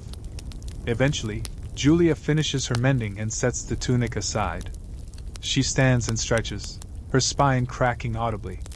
She's tired too. Her work may be different from Marcus's, but it's no less exhausting. She's been on her feet all day, cooking, cleaning, tending, managing. Time for bed, she says softly to Flavia. The girl yawns hugely, suddenly realizing how tired she is. She lies down on her mat, clutching her doll, and Julia covers her with a wool blanket. Sleep well, little one, Julia murmurs, kissing her daughter's forehead. Within minutes, Flavia is asleep, her breathing soft and even. Julia turns to Marcus. You should sleep too. Another long day tomorrow. I know, Marcus says. But he doesn't move yet. He's not quite ready to surrender to sleep. There's something about this quiet moment, sitting by the fire, that he wants to hold on to for just a bit longer. Julia understands. She doesn't push. Instead, she comes and sits beside him on the bench, leaning against his shoulder. They sit together in comfortable silence, watching the fire. After a few minutes, Julia speaks. Do you remember when we first married? Marcus smiles slightly. Of course. You were terrified. I was 16. Of course I was terrified. I was terrified too. You were? You didn't seem it. I hid it well. Julia laughs softly. We were children. We were. And now we have children of our own. Who will have children of their own someday? Gaius will marry soon. Another few years. Lucia's daughter would be a good match. I was thinking the same thing. They fall silent again. 22 years of marriage. It hasn't always been easy. There have been hard times, lean times, times when they argued about money, or the children, or 100 other things. But they've weathered it all. They've built something solid. Not romantic, perhaps, not in the way the poets sing about. But real. Deep. Lasting. I'm tired, Julia finally says. Me too. They stand together. Julia banks the fire, covering the glowing coals with ash so they'll smolder through the night without burning too much wood. Marcus checks the door, making sure it's secure. Not that it would stop a determined intruder, but it's something. Then they move to their sleeping mat. They lie down side by side, Julia's back against Marcus's chest, his arm around her waist.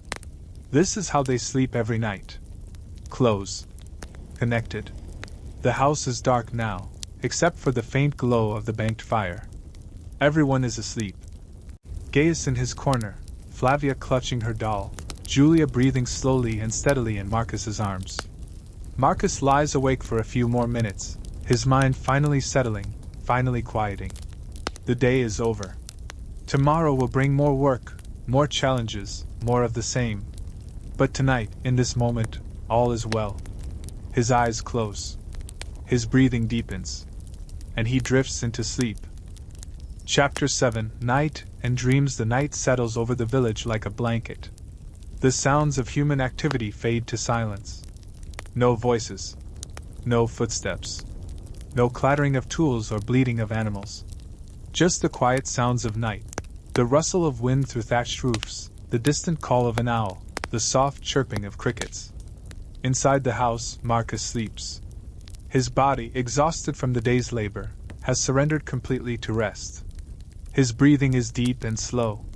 His muscles, so tense during the day, have finally relaxed. His mind has let go of its constant calculations and worries. He dreams. Not the vivid, narrative dreams that sometimes come. Not dreams of adventure or fantasy or fear. Just the quiet, fragmented dreams of a tired man. Images without context. Sensations without meaning. He dreams of wheat. Of course he does. He's been cutting wheat all day. His dreams are just his mind processing the repetitive experience. Golden stalks. The feel of the sickle handle. The swish of the blade through grain. Over and over, the same motion, the same sound. He dreams of his father. Not young as Marcus remembers him from childhood, but old, as he was in the last years of his life. His father's weathered face, lined with age and labor. His father's gnarled hands, teaching young Marcus how to tie a proper knot, how to sharpen a blade, how to judge when grain is ready for harvest. His father's voice, quiet and steady, saying, "This is how it's done. This is how we do it." The dream shifts, the way dreams do, without transition or logic. Now Marcus is young again, maybe 10 years old, running through the fields with other village boys. They're playing some game, tag maybe, or hide and seek. The sun is warm on his face. He's laughing, breathless from running. The world is simple and uncomplicated. There's no awareness yet of the weight of responsibility, of the grinding nature of adult labor. There's just the immediate joy of running and playing. Another shift. Now he's standing at the edge of the forest that borders the village lands. The trees loom dark and mysterious. He knows he shouldn't go into the forest alone. There are dangers there, wild animals, uneven ground, the possibility of getting lost. But in the dream, he's drawn forward.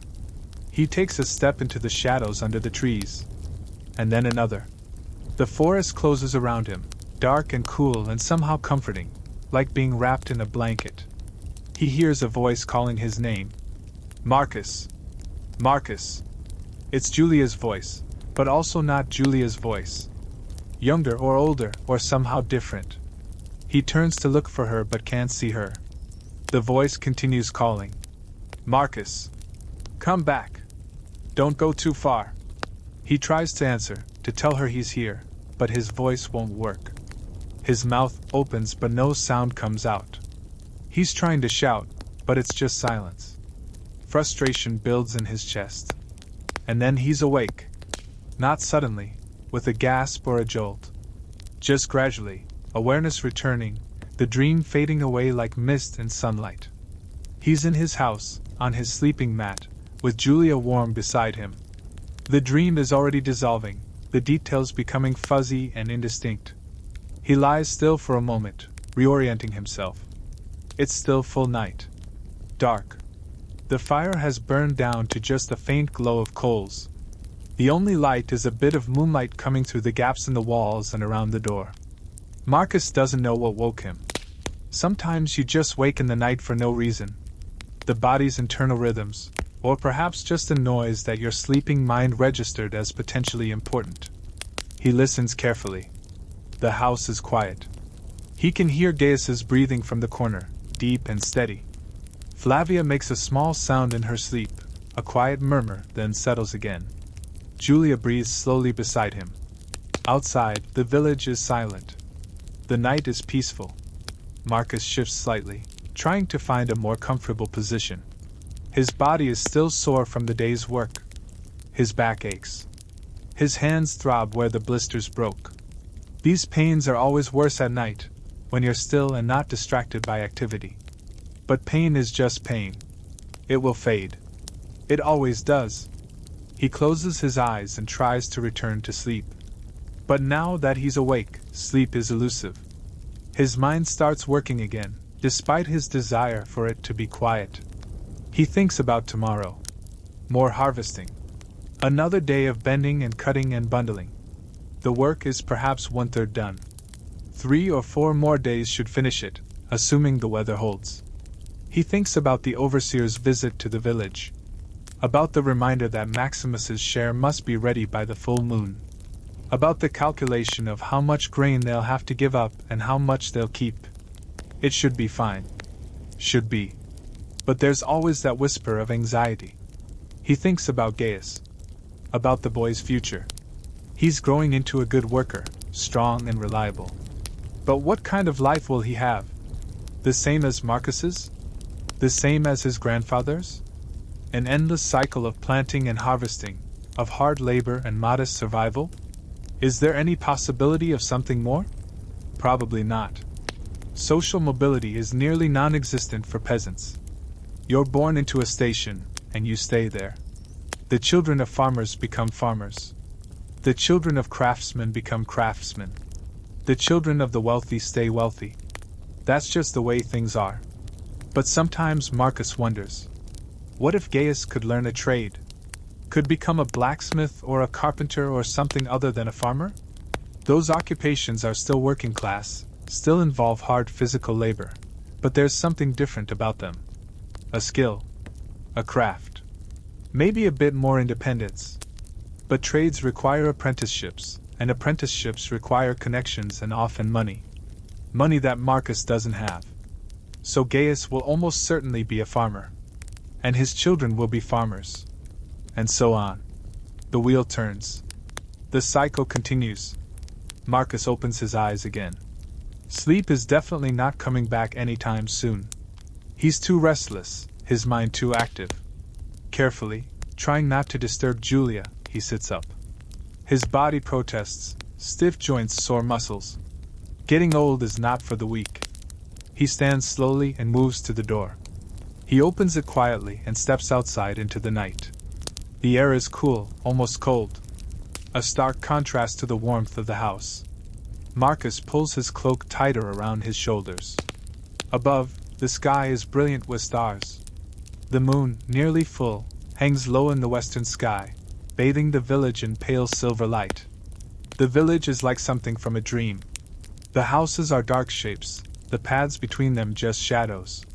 Nothing moves. Everyone sleeps. Marcus walks a few steps away from the door, just breathing the cool night air. It smells clean. Fresh. Like earth and grass and the faint smokiness that always lingers in a village where every house burns wood. He looks up at the stars again. They're so numerous, so impossibly far away. What are they? What purpose do they serve? The priests say the gods placed them there as signs, as markers for important events and times. Sailors use them for navigation. Farmers use certain stars to mark the seasons, knowing when to plant, when to harvest. But beyond their practical uses, what are they? Marcus doesn't know. Nobody really knows. It's one of those mysteries that humans can only wonder about. He thinks about the size of the world. The Roman Empire stretches from Britannia in the far north to Africa in the south, from Hispania in the west to Syria in the east. Millions of people living under Roman rule. Hundreds of cities. Thousands of villages like this one. An almost incomprehensible vastness. And Marcus will never see any of it beyond his small corner. He was born 30 miles from here, in a village much like this one. He's traveled to the town of Salernum a few times, and once, when he was a young man, he went to the city of Neapolis, about 50 miles to the north. That city amazed him, the size of it, the noise, the crowds, the buildings rising 3 and 4 stories high. It was overwhelming. Exciting but also frightening. He's never been to Rome itself, though he's heard stories. The capital of the empire, the greatest city in the world.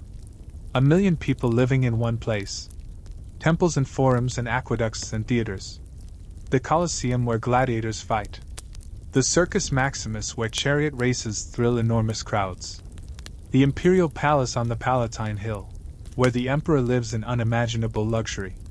It sounds like a fantasy to Marcus. A fairy tale. He can barely imagine it. But it exists. Somewhere out there, beyond the horizons he's never seen, Rome stands. And beyond Rome, other cities, other lands, other peoples. The world is vast, and Marcus's life is small. So small. One man in one village doing one job. A single grain of sand on an endless beach. And yet his life matters. At least to him. To Julia. To his children. His small circle of existence is meaningful, even if the wider world never knows he lived. Is that enough? Should it be enough? Marcus doesn't know. These are the kind of questions that only come in the deep night, when sleep evades you and your mind wanders into strange territories. He shivers slightly. The cold is seeping into him. He should go back inside, return to the warmth, try again to sleep. But he stands a moment longer, looking up at the stars, feeling small and large at the same time. Small in the vastness of creation. Large in the context of his own life. Finally, he turns and goes back inside. He closes the door carefully, quietly. The house is still dark, still warm, still filled with the soft sounds of his family sleeping. He makes his way back to the sleeping mat, and lies down beside Julia. She stirs slightly but doesn't wake. He pulls the blanket over himself, and closes his eyes. This time, sleep comes. Gradually, gently, like sinking into warm water. His breathing slows. His mind quiets. The aches in his body fade into the background. And he dreams again. But this time, he doesn't remember what he dreams about. The night continues. The hours pass. The moon sinks toward the horizon. The stars wheel slowly overhead. The village sleeps. In the corner, Gaius shifts in his sleep, turning onto his other side. Flavia murmurs something unintelligible. Julia breathes steadily, deeply. And Marcus sleeps. Deeply now. His body taking the rest it needs. His mind finally, fully quiet. Outside, an owl calls. A hunting cry, sharp in the silence. Then quiet again. The world turns. The night progresses. Dawn is still hours away. And in the small house, in the small village, in the vast Roman Empire, a peasant family sleeps. Safe. Together. At peace. Chapter 8. The Deepest Hours. The hours between midnight and dawn are the quietest of all. This is when even the night creatures have finished their hunting and settled. When the wind dies down to nothing. When the world seems to hold its breath. In the house, everyone sleeps deeply now. The fitful, light sleep of evening has given way to the profound sleep of the deep night. The sleep where dreams fade away and consciousness dissolves completely. The sleep that actually restores, that actually heals. Marcus's body is at work even in sleep. His muscles are repairing themselves, tiny tears from the day's labor being knit back together. His skin is growing new cells to replace those damaged by the sun. His mind is processing the day's experiences, filing away memories, consolidating learning. Sleep is not passive. It's active rest. Essential rest. The house creaks slightly as the night air cools the wood. A tiny sound, barely audible, but part of the constant subtle symphony of a building settling. Every structure makes these sounds. The wood expanding and contracting with temperature changes. The thatch shifting minutely. The mud plaster breathing. If you were to walk through the village right now, you would see nothing moving. Every house dark. Every door closed. Even the dogs are sleeping, curled up in whatever corner they've claimed. The chickens roost silently in their coops. The goats stand motionless in their pens, eyes closed, perhaps dreaming whatever dreams goats have. The only movement is natural. The slow drift of clouds across the star-filled sky. The gentle swaying of tree branches and the whisper of breeze. The trickle of water in the drainage ditch at the edge of the fields. This is the world at its most quiet. Most peaceful. Most itself. Inside the house, time passes unmarked. There's no clock, no way to measure the hours precisely. The Romans have hourglasses and water clocks, but those are expensive devices found in wealthy homes and public buildings, not in peasant houses. Here, time is marked by natural cycles: dawn and dusk, the positions of the sun and moon, the seasons, the rhythm of work and rest. But right now, in the deep night, even those markers are irrelevant. There's just the darkness and the sleep and the slow passage of moments. Marcus stirs slightly in his sleep but doesn't wake. His arm is still around Julia, her back warm against his chest. This physical closeness is comforting, even in unconsciousness. Humans are social creatures. We draw comfort from proximity, from touch, from the simple knowledge that we're not alone. The children sleep their own deep sleeps. Gaius, sprawled on his back now, one arm flung out to the side, the posture of someone completely relaxed, completely trusting that they're safe. Flavia curled on her side, her rag doll tucked under her chin, her small face peaceful. They're safe. They're warm. They're fed. For a peasant family in the ancient world, this is success. This is prosperity. Not wealth, but security. Not luxury, but sufficiency. Many families have less. Marcus knows this. He's seen the truly poor, the landless laborers who move from place to place looking for work, who sleep in ditches or under trees, who sometimes starve when work is scarce. He's seen the beggars in the town, the ones missing limbs or blinded by disease, reduced to asking for charity. He's seen the slaves, owned by wealthy masters, working without freedom, without hope of anything better. Compared to them, Marcus is fortunate. He has land to work, even if he doesn't own it. He has a house, even if it's simple. He has a family, even if life is hard. Gratitude is an undervalued virtue. Marcus doesn't think about it in those terms, but he feels it. A quiet appreciation for what he has, rather than resentment for what he lacks. The night continues its slow progression. The moon sets, sinking below the western horizon. The darkness deepens for a while, the moonlight gone, only starlight remaining. But gradually, imperceptibly at first, the darkness begins to lessen. The black becomes charcoal gray. The eastern horizon takes on the faintest suggestion of color. Dawn is approaching. Still a ways off, but approaching. The world begins its transition from night to day. It's a gradual process, not a sudden switch. The change creeps in slowly, almost reluctantly, like someone waking from deep sleep. And indeed, that's exactly what's happening. The world is waking. The first bird calls. A single note, tentative, testing. Then another bird answers. Then another.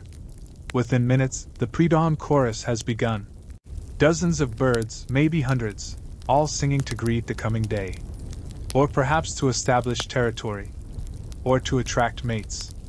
Ornithologists debate the exact purpose of the dawn chorus, but to Marcus, if he were awake to hear it, it's just a sound that means morning is coming. Inside the house, the family still sleeps. But lighter now. The deep unconsciousness of midnight is giving way to lighter sleep. The kind where dreams return. Where you're more aware of your body, of your surroundings, even while still asleep. Julia is dreaming now. She dreams of her mother, who died 8 years ago. In the dream, her mother is young again, the way Julia remembers her from childhood. They're sitting together in her mother's house, and her mother is teaching her to weave. The loom is there, the wooden frame with its vertical threads, the shuttle moving back and forth, building cloth one row at a time. Her mother's voice is patient, instructive. Like this, see? Keep the tension even. Not too tight, not too loose. Feel it with your hands. It's a peaceful dream. A memory transformed by sleep into something warm and comforting. Julia's sleeping face is relaxed, calm. Gaius dreams too, though his dreams are more active. He's dreaming about running. Just running, for the pure joy of it. His young legs pumping. His lungs pulling in great breaths of air. He's running through the fields, but they're endless in the way that dream fields can be, stretching to infinity. He's chasing something, or maybe running from something, But it doesn't matter. The running itself is what matters. The movement, the speed, the freedom. Flavia's dreams are simpler, more fragmented. Images without narrative. Her doll coming to life and talking to her. A plate piled high with honey cakes, which she's never actually tasted but has heard about from other children. Her mother singing. Her father lifting her up onto his shoulders, high above the world, where she can see everything. Child dreams. Innocent and uncomplicated. The darkness continues to recede. The gray becomes lighter. The stars begin to fade, the brightest ones clinging to visibility a bit longer. But even they will soon surrender to the coming day. The village is still quiet, but it's a different quality of quiet now. Not the profound silence of deep night, but the hushed quiet of early morning. The pause before activity resumes. A dog yawns, stretches. A rooster ruffles his feathers, preparing. The day is nearly here. Inside the house, Marcus's eyes open. He doesn't remember deciding to wake. His body just knows. The internal clock that has regulated his days for 40 years tells him it's time. Time to rise. Time to work. For a moment, he lies still, not yet ready to move. His body is stiff, sore. The aches of yesterday's labor have intensified overnight, the way they always do. His back is particularly bad this morning. He must have twisted it wrong yesterday. Or perhaps he's just feeling the accumulation of years of hard work. But pain or no pain, the day must begin. The wheat doesn't care if his back hurts. The harvest doesn't wait for anyone. Marcus sits up slowly, carefully. Every movement sends a fresh wave of discomfort through his body. Getting old is not pleasant. But the alternative, not getting old, is worse. He stands, his bare feet touching the cold floor. The fire has died completely now, just cold ashes in the hearth. He'll need to relight it. But first, he needs to wake his body fully. He walks to the door and opens it. The pre-dawn world greets him. The sky is definitely lighter now, the blue-gray of early morning. The stars are almost all gone. The birds are singing enthusiastically. The air is crisp and cool, carrying the scent of dew-wet earth. It's beautiful, in a quiet way. This transition time. Neither night nor day. Both and neither. Marcus takes a deep breath, filling his lungs with the cool air. Another day. Another chance. Another cycle of the eternal wheel. He's about to step outside when he hears Julia stirring behind him. A rustle of blankets, a soft sound of waking. "Morning already?" she mumbles, her voice thick with sleep. "Morning," Marcus confirms. "Did you sleep well?" "Well enough." "You?" "Same." They exchange these quiet words, this small morning ritual. A confirmation that they both survived another night, that they're both here, still together. Julia sits up, running her hands through her sleep-tangled hair. She looks tired. The lines around her eyes seem deeper in the dim light. She's only 38, but life has aged her. Hard work ages everyone. But she's still beautiful to Marcus. Not in the way that poets celebrate, perhaps, but beautiful in her strength, her capability, her steadiness. Beautiful in the way that matters. "I'll start the bread," she says, standing. "You light the fire?" "Of course." They move into their morning routine, the practice dance of a couple who have shared countless mornings. Julia prepares the bread dough while Marcus coaxes the fire back to life, blowing on the ashes, adding kindling, nursing the flames. The children still sleep. Let them rest a bit longer. The day will be long enough when it begins. Marcus gets the fire going and steps outside again. The sky is noticeably lighter now. The horizon in the east is showing the first hints of gold. Sunrise is perhaps 15 minutes away. He walks around the side of the house to relieve himself, then checks on the goat. Capra is awake, chewing contentedly. She greets Marcus with a soft bleat. "Morning, girl," Marcus says quietly. "Another day." The goat doesn't reply, of course. Just continues chewing, watching him with those strange horizontal pupilled eyes. Marcus returns to the front of the house. Other people are stirring now. He can see smoke beginning to rise from several chimneys as fires are lit. He sees Titus emerge from his door, stretching and yawning. They make eye contact and nod at each other. The universal greeting of tired men facing another day of work. And then, finally, it happens. The moment that marks the true beginning of the day. The sun breaks the horizon. A brilliant sliver of gold appearing in the east, growing rapidly as the earth turns. Light floods across the landscape, chasing away the last shadows of night. The world transforms from gray to color. Green fields, blue sky, golden wheat. It's a miracle that happens every day, so common that most people barely notice. But it is a miracle nonetheless. The return of light. The return of warmth. The return of day. Marcus watches the sunrise for a moment, allowing himself this brief pause. Then he turns and goes back inside. Time to wake the children. Time to eat breakfast. Time to return to the fields. The day has begun. Chapter 9. The second day of harvest begins inside the house. The morning routine unfolds with familiar efficiency. Julia has the bread dough rising near the fire, covered with a damp cloth. She's now preparing the breakfast porridge, measuring out barley flour with her hands, adding water from the jar, stirring it over the fire. Marcus wakes the children. Gaius first, shaking his shoulder. Up, boy. Work to do. Gaius groans but opens his eyes. He's learned that arguing only prolongs the inevitable. He sits up, rubbing his face, trying to shake off sleep. Flavia is easier to wake.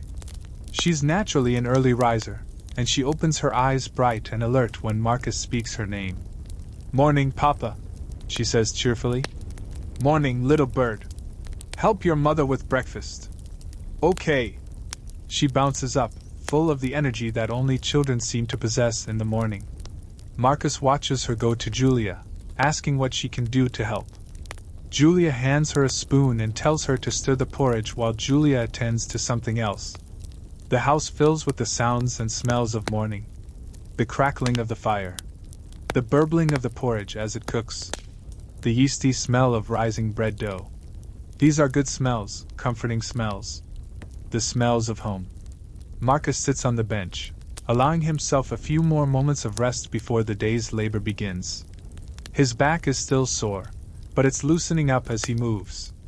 By the time he's been working for an hour, it will have warmed up and the pain will recede to a dull background ache. That's how it always works. Gaius emerges from the corner, having splashed water on his face from the basin. He looks more awake now, though not happy about it. Gaius emerges from the corner, having splashed water on his face from the basin. He looks more awake now, though not happy about it. 13-year-olds would rather sleep until midday if given the choice. Breakfast is almost ready, Julia announces. The family gathers around the table. The porridge is thick and steaming, filling their wooden bowls. Julia has added a small amount of honey today, a rare treat, from a small jar they received in trade 2 months ago. The honey makes the porridge sweet and special, transforming it from mere sustenance into something almost pleasurable. They eat with the usual morning ritual. The offering to the household gods. The quiet consumption of food. The preparation for the day ahead. Marcus can feel his body waking up fully now, the food providing energy, the warmth spreading through him. His mind is already in the fields, already planning the day's work. They made good progress yesterday. Today they need to maintain that momentum. We'll cut the middle section today, he tells Gaius between bites. The wheat there is particularly thick. It'll be harder work, but more yield. Gaius nods, swallowing his porridge. How much do you think we'll finish today? Maybe another quarter of the field if we're lucky. Depends on how well we maintain pace. And how much will we have left after today? Little less than half. Maybe 3 more days of work total. The calculations are constant. How much done, how much left, how much time, how much grain. A farmer's life is made of calculations. They finish eating. Julia clears the bowls away. Marcus and Gaius prepare to head to the fields, gathering their tools. Sickles, rope, the water jar. The same implements as yesterday. The same work ahead. But before they leave, Marcus pauses. He looks around the house, at his family. Julia kneading bread dough. Flavia sweeping the floor with a small broom. The fire burning warmly. Everything in its place. Everything as it should be. This moment of peace before labor. This calm before exertion. He tries to hold on to it, to remember it, even though he knows it will fade the moment he's bent over in the wheat, his back aching, his hands blistering. But maybe that's the point. Maybe the work is bearable precisely because of these moments. The quiet morning in the house. The evening meal with family. The night's rest. These are the rewards for labor. These make the labor worthwhile. Ready? Gaius asks, standing by the door with the tools. Marcus takes a breath. Nods. Ready. They step out into the morning. The sun is fully up now, the day beginning in earnest. The village is alive with activity. People moving, animals stirring, the business of life resuming. Marcus and Gaius walk toward the fields, following the familiar path. The wheat awaits them, golden and heavy, ready to be cut. The work awaits them. The same work as yesterday. The same work as tomorrow. And they go to it. Because that's what you do. You wake, you work, you eat, you sleep. The cycle repeats. Day after day. Season after season. Year after year. Generation after generation. This is life. Not exciting, not dramatic, but real. Solid. Enduring. Marcus picks up his sickle. The handle fits his hand like an old friend. He walks into the wheat, finding his place, setting his stance. And then he begins. Grab, swing, cut, lay down. Grab, swing, cut, lay down. The rhythm resumes. The day's work begins. The wheat falls in steady rows. And the world continues turning. As it always has. As it always will. Chapter 10. The rhythm of labor continues. The morning sun climbs slowly, steadily, marking the passage of time with its arc across the sky. In the field, Marcus and Gaius work. The repetitive motion of harvesting has become almost meditative. The body moves automatically, the mind free to wander or rest or simply exist in the moment. Marcus's hands grip the rough stalks of wheat. The golden heads wave slightly in the breeze before his sickle cuts through them. The sound is consistent, rhythmic. Swish, swish, swish. Like a peaceful heartbeat of labor. The wheat this year is good. Marcus can tell by the weight of it, by the fullness of the grain heads. The weather has been cooperative. Enough rain in the spring to help the wheat grow, enough sun in the summer to ripen it, and now dry weather for the harvest. When the weather cooperates, farming is merely hard work. When it doesn't, farming becomes desperate struggle. Marcus has seen both kinds of years. He remembers the drought when he was a young man, maybe 25 years old. The wheat barely grew that year, the stalks stunted and thin. The harvest was a fraction of what it should have been. Maximus's share took most of it, leaving barely enough for Marcus's family to survive the winter. They'd eaten thin porridge twice a day and nothing else for months. Julia was pregnant with Gaius that year, and Marcus had worried constantly that she wasn't getting enough food, that the baby would be harmed. But they'd survived. Gaius was born healthy. The next year brought better weather and better harvest. Life continued. That's the nature of farming. The cycles of abundance and scarcity. The constant dependence on forces beyond your control.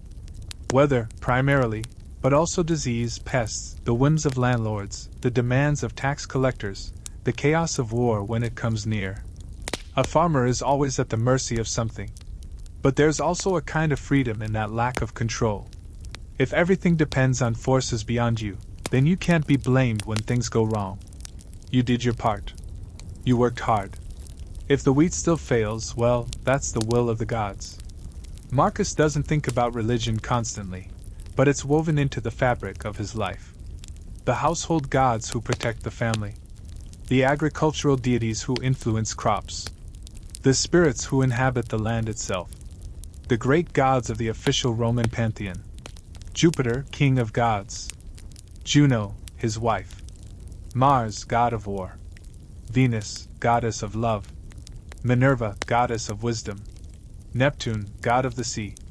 And dozens more, each with their own sphere of influence, their own temples, their own festivals.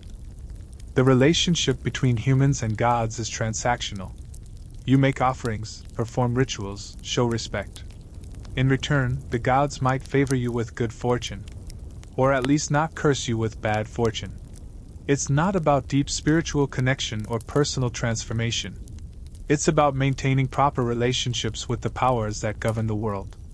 Marcus makes his offerings. He attends the village festivals. He shows respect at the shrines. It's what you do.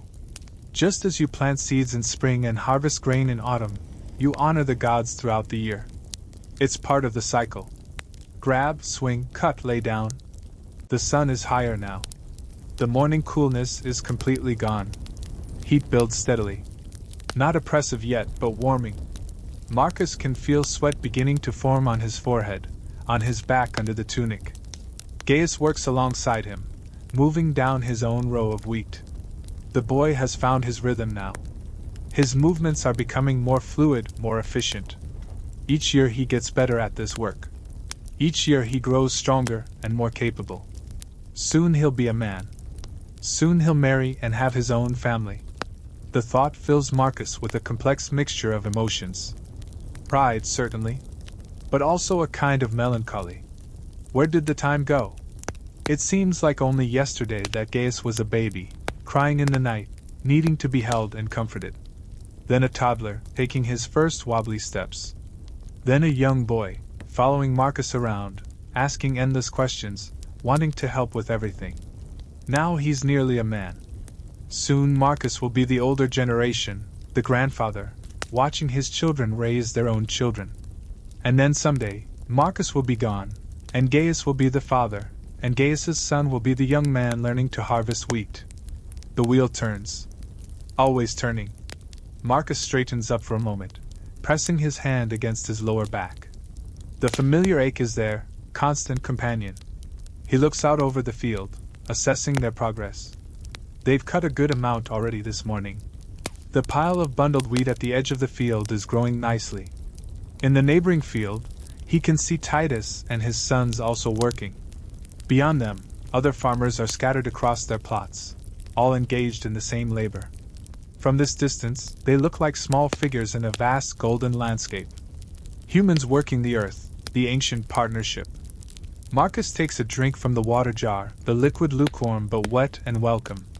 He offers it to Gaius, who drinks deeply, water dribbling down his chin. "How's your back holding up?" Marcus asks. "It's okay," Gaius replies. "Sore, but okay. It'll get easier every year. Your body adapts. Did yours?" "Eventually. After a decade or so," Marcus says with a slight smile. Gaius laughs. "A decade? So I have 10 more years of pain ahead? Give or take." They share the moment of levity, then return to work. The wheat doesn't care about their aches and pains. The wheat needs to be cut. The morning wears on. The sun continues its climb. The temperature continues to rise. The work continues. Marcus finds himself thinking about the town again. Salernum, where Maximus lives. He's been there perhaps a dozen times in his life. It's not a major city, maybe a few thousand people, modest by Roman standards. But compared to the village, it feels enormous and bustling. The town has paved streets, at least in the center. Real stone buildings, some of them 2 stories tall. A proper marketplace where merchants from across the region come to trade. A public bathhouse, though Marcus has never been inside. It costs money to use, and Marcus rarely has money to spare for such luxuries. There's a small temple to Jupiter and another to Venus. An administrative building where Roman officials conduct the business of governance. The town represents a different world. A world of commerce and administration and complexity. A world that touches Marcus's life only at the edges, through taxes and the Lord's share of the harvest, but otherwise remains distant and separate. Marcus sometimes wonders what it would be like to live in a town. To be a shopkeeper or a craftsman, working indoors, not dependent on weather and seasons. But it's an idle curiosity, nothing more. He's a farmer. That's what he knows. That's what he is. Besides, town life has its own hardships.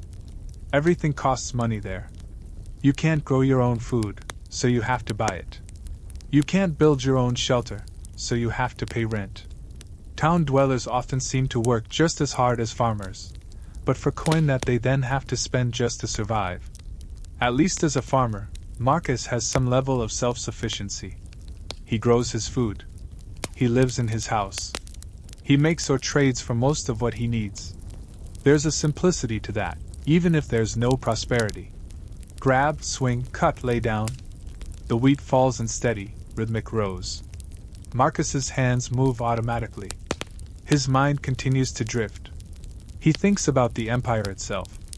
Rome. The eternal city. The center of the world. Every Roman child learns the stories. How Rome was founded by Romulus and Remus, the twin brothers raised by a she-wolf. How the city grew from a small settlement to a republic that conquered the Mediterranean world. How Julius Caesar transformed it into an empire. How Augustus, the first emperor, brought peace and stability. How the empire has continued for nearly 2 centuries now, growing ever larger, ever more powerful. The current emperor is Antoninus Pius, a name that even reaches peasant villages. He's said to be a good emperor, peaceful, just, not prone to the cruelty or madness that marked some of his predecessors. Under his rule, the empire prospers. Trade flows freely. The roads are maintained. The legions keep the borders secure. But what does that mean for someone like Marcus? Very little, if he's honest. Whether the emperor is good or bad, Marcus still wakes before dawn to work in the fields.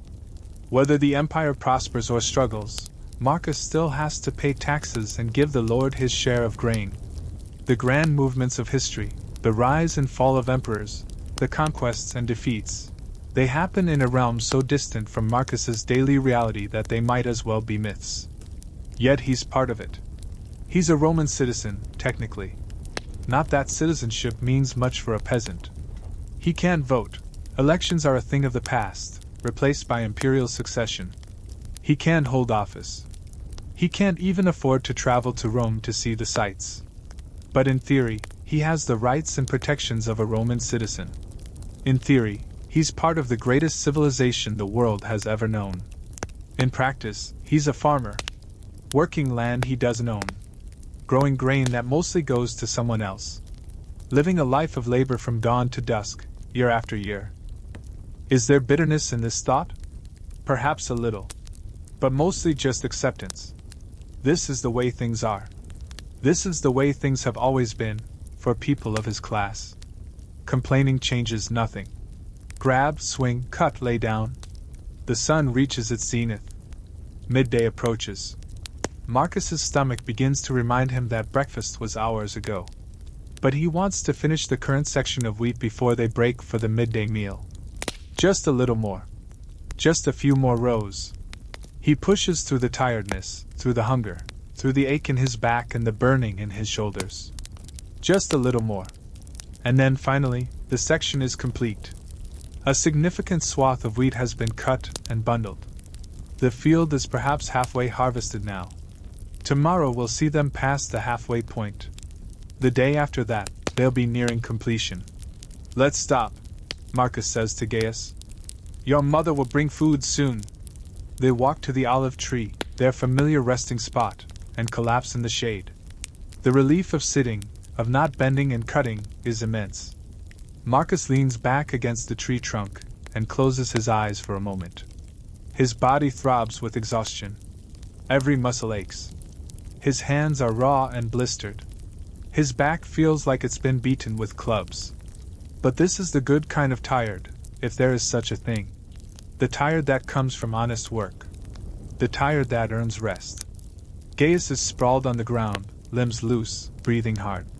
The boy looks completely spent. But he'll recover quickly. Youth is resilient. They don't talk. There's no energy for conversation. They just sit in the shade, waiting for Julia to arrive with food, grateful for the chance to rest. The sun beats down on the field beyond the tree's shadow. The cut wheat lies in neat rows, drying in the heat. The remaining wheat stands golden and waiting. Tomorrow it will be cut. and the day after. And eventually, the entire field will be harvested. The grain will be threshed and winnowed and divided. And then next year they'll plant again. And the cycle will repeat. Over and over. Season after season. Generation after generation. This is the rhythm of agricultural life. This is how most humans have lived for thousands of years. This is how they'll likely live for thousands more. Marcus opens his eyes and looks at the field. At the wheat he's cut.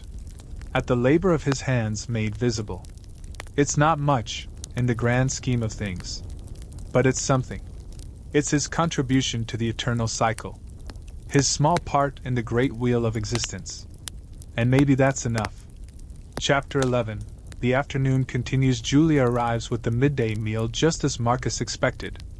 She walks the familiar path to the field, Flavia beside her, the basket of food covered with its cloth. The sight of them fills Marcus with a quiet contentment. His family. His wife and daughter, bringing sustenance, bringing care. The meal is similar to yesterday's. Bread, cheese, some dried figs this time instead of eggs. Water from the well. Simple food, but after hours of labor, it tastes wonderful. They sit in the circle in the shade. Julia distributes the food. The prayer of thanks. The quiet eating. Flavia chatters about something that happened this morning. Something about the goat getting loose briefly and Julia having to chase her around the house. Marcus listens with half his attention, smiling at appropriate moments. The food settles warmly in his stomach. His body begins to recover slightly from the morning's exertion. Not fully, there's still the afternoon of work ahead, which will drain him again. But enough to continue. The harvest looks good, Julia observes, looking out at the field. You've cut so much already. 2 more days should finish it, Marcus replies. Maybe 3 if we slow down. And then threshing.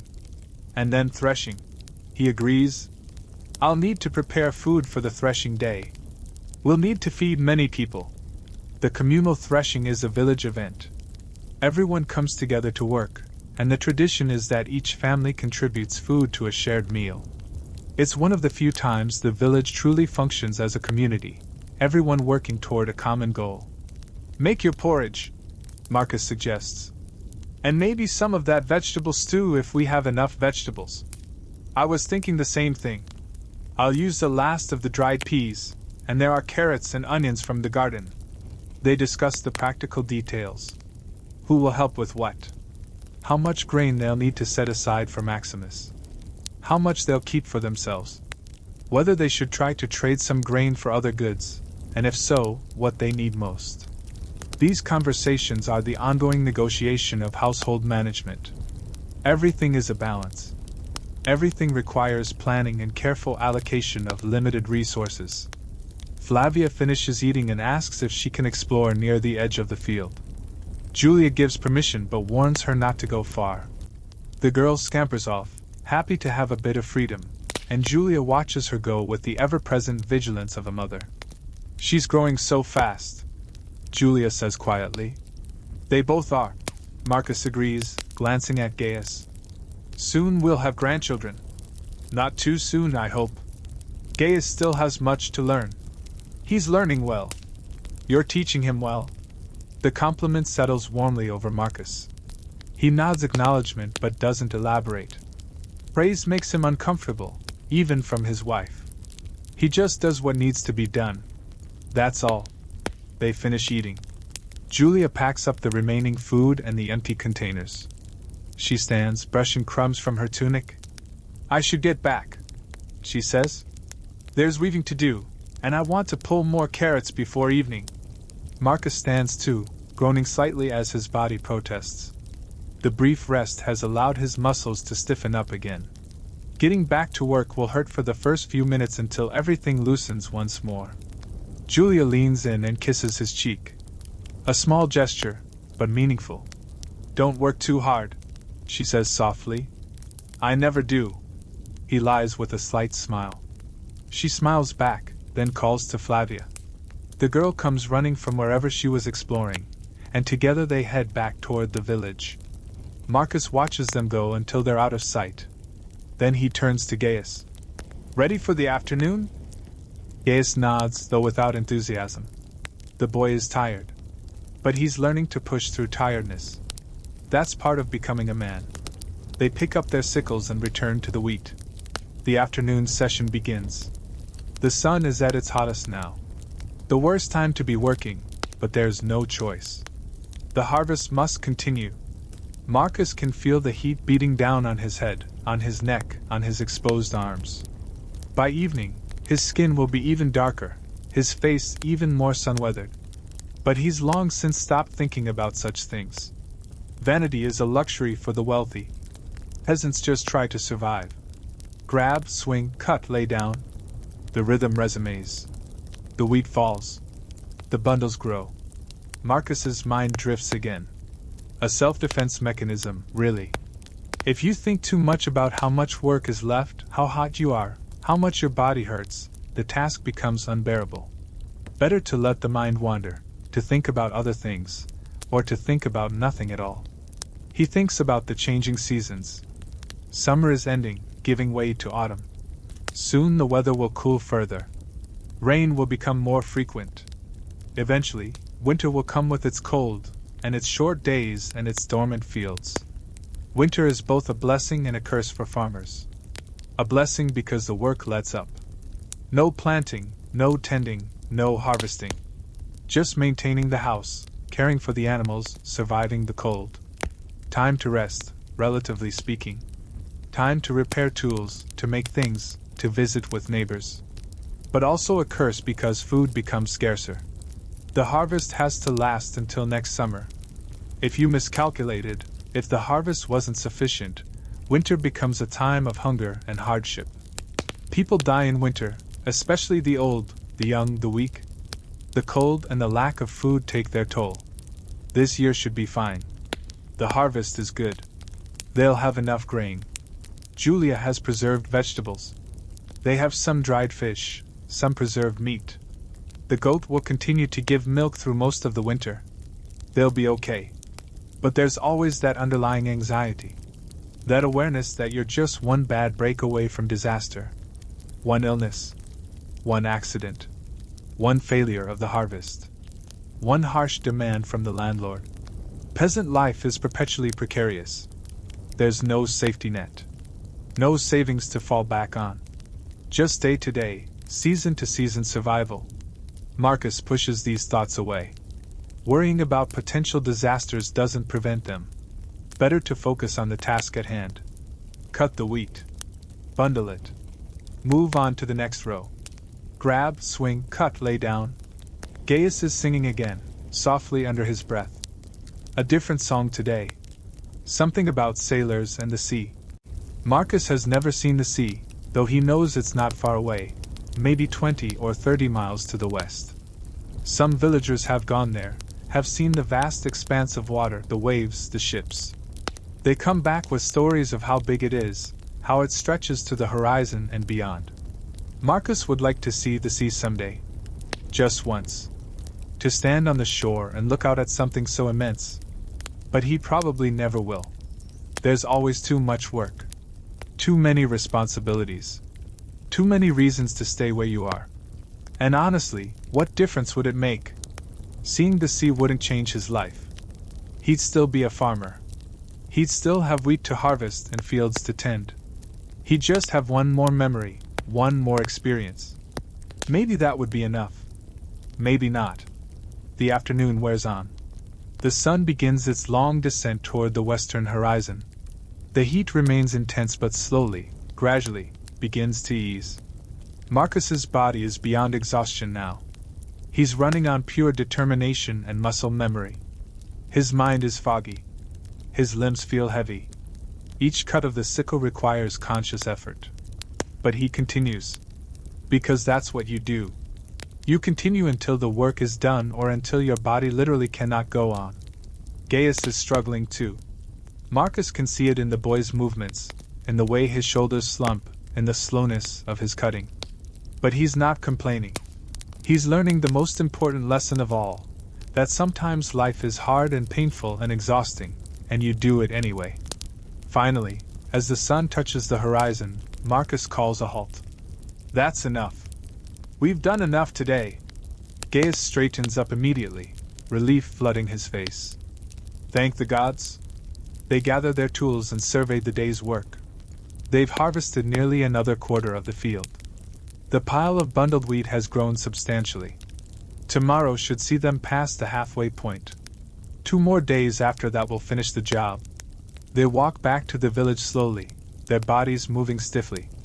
Other farmers are also heading home, all of them looking equally exhausted. There's a certain camaraderie in shared suffering. They nod to each other in passing, a silent acknowledgement of the day's hard work. The village is bustling with evening activity. Women are cooking dinner, smoke rising from the houses. Children are playing their last games before darkness falls. Animals are being fed and secured for the night. Marcus and Gaius reach their house. Julia is outside, working in the vegetable garden, pulling carrots as she said she would. She's got a basket already half full of them. Good. They'll eat well tonight. Another good day? She asks as they approach. Good enough, Marcus replies. His standard answer. Wash up. Dinner will be ready soon. They wash the day's dirt and sweat from their faces and hands. Marcus feels slightly more human afterward, though still deeply exhausted. Inside, the house smells of cooking food. Onions again, and something else. Carrot soup, perhaps. Marcus's stomach growls in anticipation. But first, the evening ritual. Marcus approaches the household shrine and makes his offering in prayer. Thanks for another safe day. Thanks for the strength to work. Thanks for family and food and shelter. The prayers are becoming more heartfelt as he ages. When he was young, they were just rote words, performed out of obligation. But now, as he becomes more aware of how fragile everything is, how easily it could all be taken away, the gratitude feels genuine. He really is thankful. For Julia, for his children, for the house, for the food they're about to eat. For the simple fact of surviving another day in a world where survival is never guaranteed. He finishes his prayer and sits down at the table. His body aches tremendously.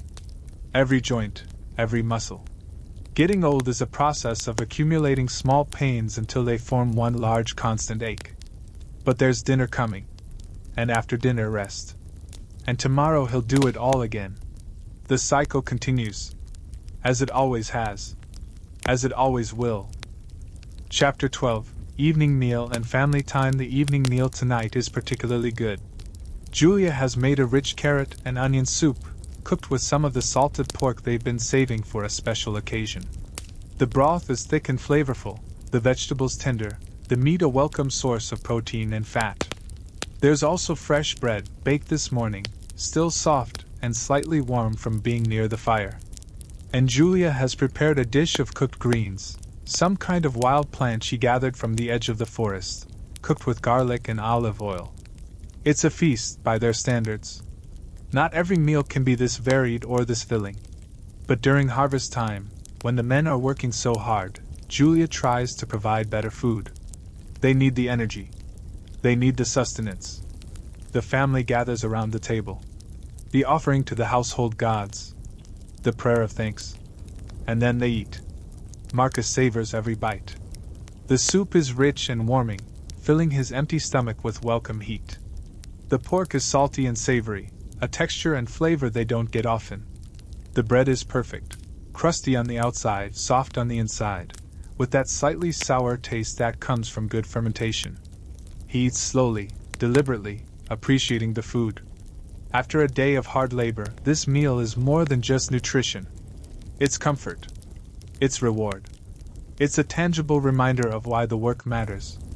Gaius, as usual, eats voraciously.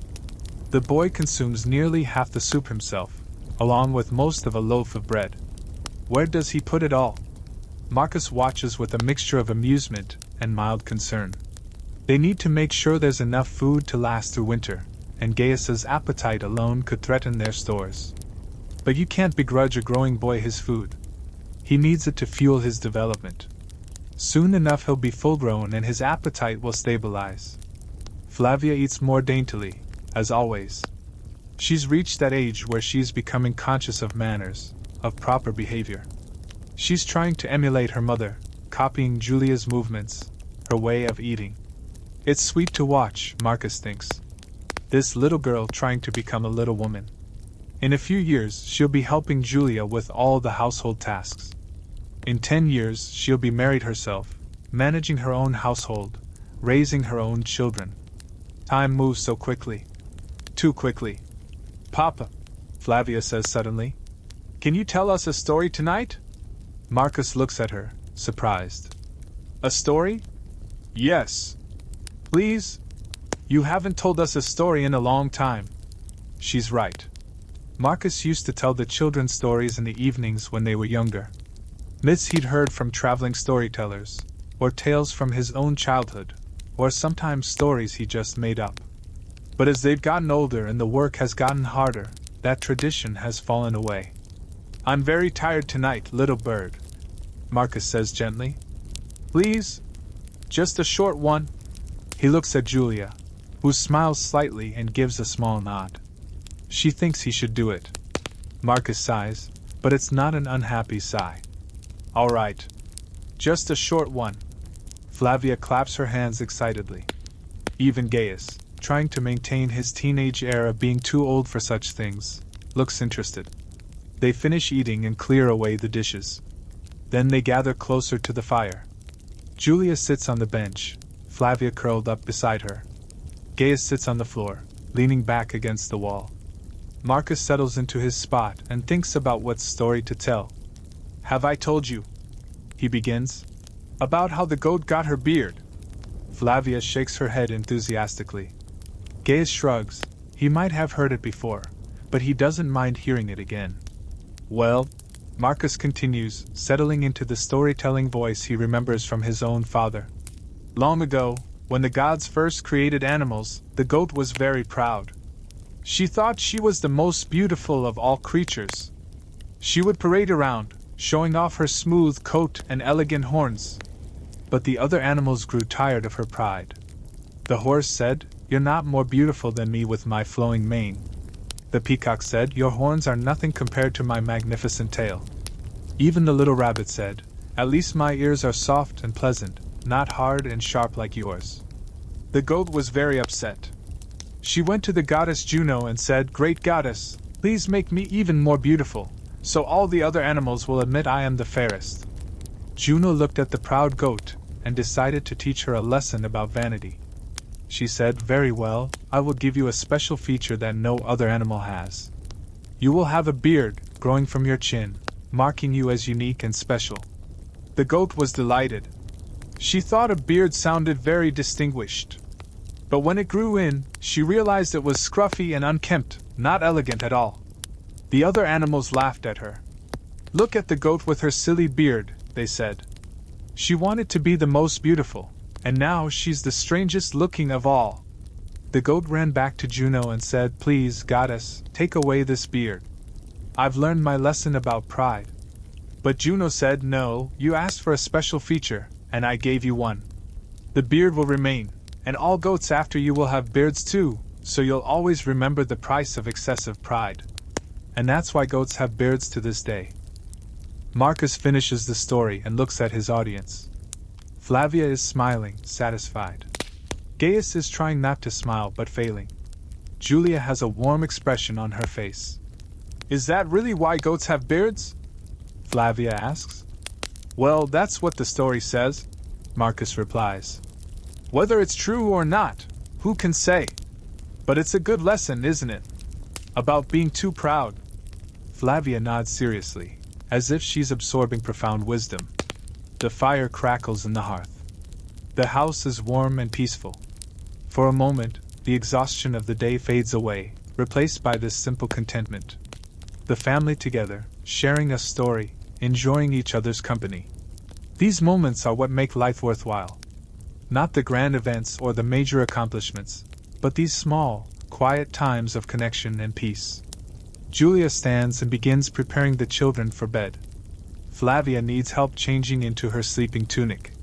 Gaius is old enough to manage himself but still needs reminding to actually do it rather than just falling asleep in his day clothes. Marcus sits by the fire, watching them, feeling a deep sense of rightness. This is his life. This is his world. Small, limited, confined to a few acres of land and a single-room house and a tiny village. But it's real. It's solid. It's his. Eventually, both children are settled on their sleeping mats. Flavia clutches her rag doll, already half asleep. Gaius is out within minutes, the exhaustion of the day catching up with him. Julia sits beside Marcus on the bench. They don't speak, just sit together in the firelight, watching the flames dance.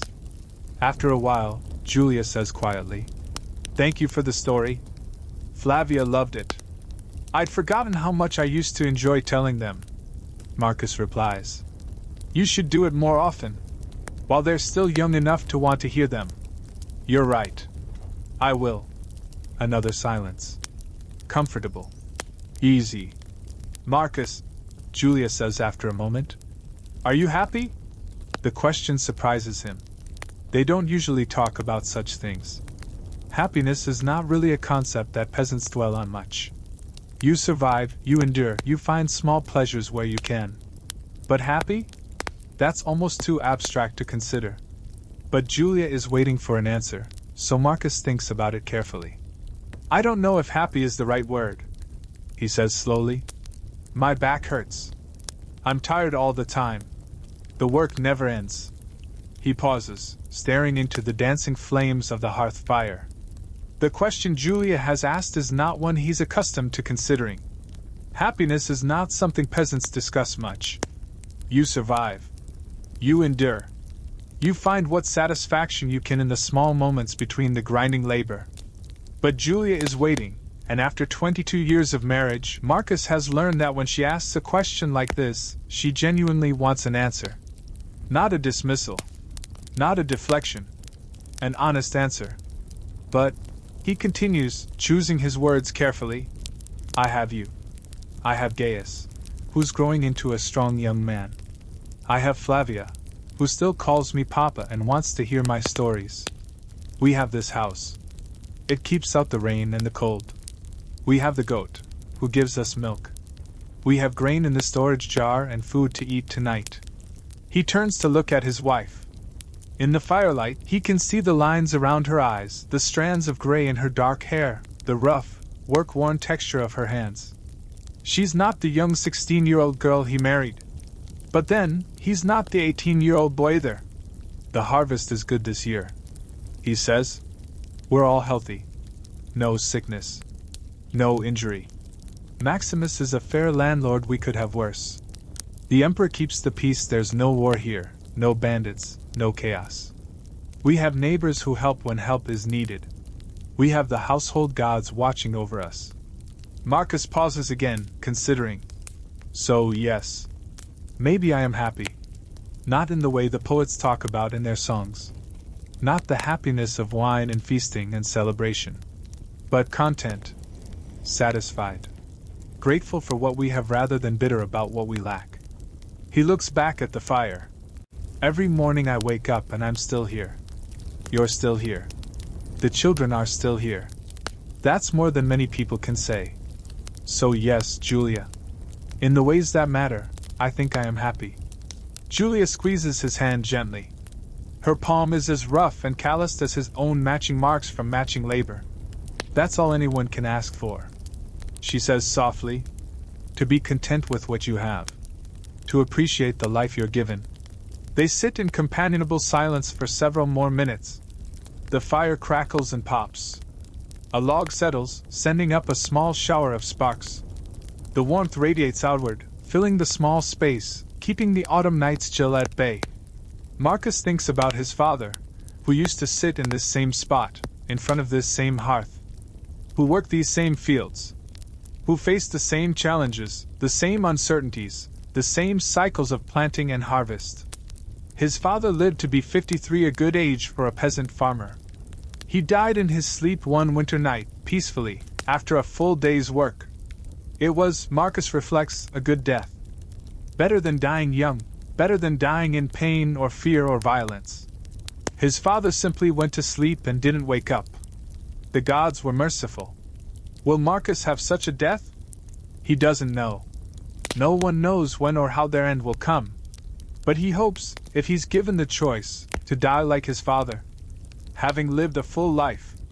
Having raised his children. Having done his work. Having fulfilled his obligations to family, to land, to gods. That's all you can hope for, really. To live well by the standards of your station. To meet your responsibilities. To leave things a bit better than you found them, if possible, or at least no worse. Julia, Marcus says suddenly, do you remember the first year we were married? When the drought came and we barely had enough to eat. Of course I remember. She replies. I was pregnant with Gaius. I was so worried. I was terrified, Marcus admits. I thought, what if the baby comes and we have no food? What if I can't provide? What if I fail as a husband, as a father, before I've even really begun? But we made it through. We did. And that year taught me something. He turns to look at her again. It taught me that we're stronger than we think. That we can endure more than we imagine. That as long as we have each other, we can survive almost anything. Julia's eyes are glistening slightly in the firelight. She's not one for tears. Life is too hard for frequent crying, but Marcus can see that his words have touched her. Every year since then, he continues, I've remembered that lesson. When things are hard, when I'm tired, when the work seems too much. I remember that we survived that drought. We survived the fever that went through the village 5 years ago. We survived the harsh winter when Flavia was a baby. We'll survive whatever comes next, too. Together, Julia says. Together, Marcus confirms. They sit a while longer. Outside, the village is completely quiet now. Everyone is in their houses, settling in for the night. The dogs have stopped barking. The chickens are roosting. Even the night birds seem subdued, their calls fewer and farther between. Eventually, Julia stands. I should bank the fire, she says. And we should sleep. Tomorrow comes early. Tomorrow always comes early. Marcus agrees with a slight smile. Julia moves to the hearth and begins her evening ritual. She takes the wooden fire tool, a simple stick, one end charred black from years of use, and carefully pushes the burning logs closer together. Then she takes handfuls of ash from the edge of the hearth pit and spreads them over the coals. Not smothering them completely, but covering them enough that they'll burn slowly through the night, keeping a bed of coals alive for morning. It's a delicate balance. Too much ash and the fire dies completely, meaning a harder task in the morning to restart it. Too little and the fire burns through all the wood, wasting it, leaving nothing for morning. But Julia has done this thousands of times. Her hands know exactly how much ash to use. While she tends the fire, Marcus stands and walks to the door. He opens it and steps outside one last time. The night air is cool and fresh. Above, the stars are brilliant. The moon has set, leaving the sky to the stars alone. The Milky Way stretches across the heavens like a river of light. Marcus has heard it called the path of souls, the road the dead take on their journey to the afterlife. He's not a superstitious man, not really. But standing here under the vastness of the night sky, he can believe in something larger than himself. Some greater order to things.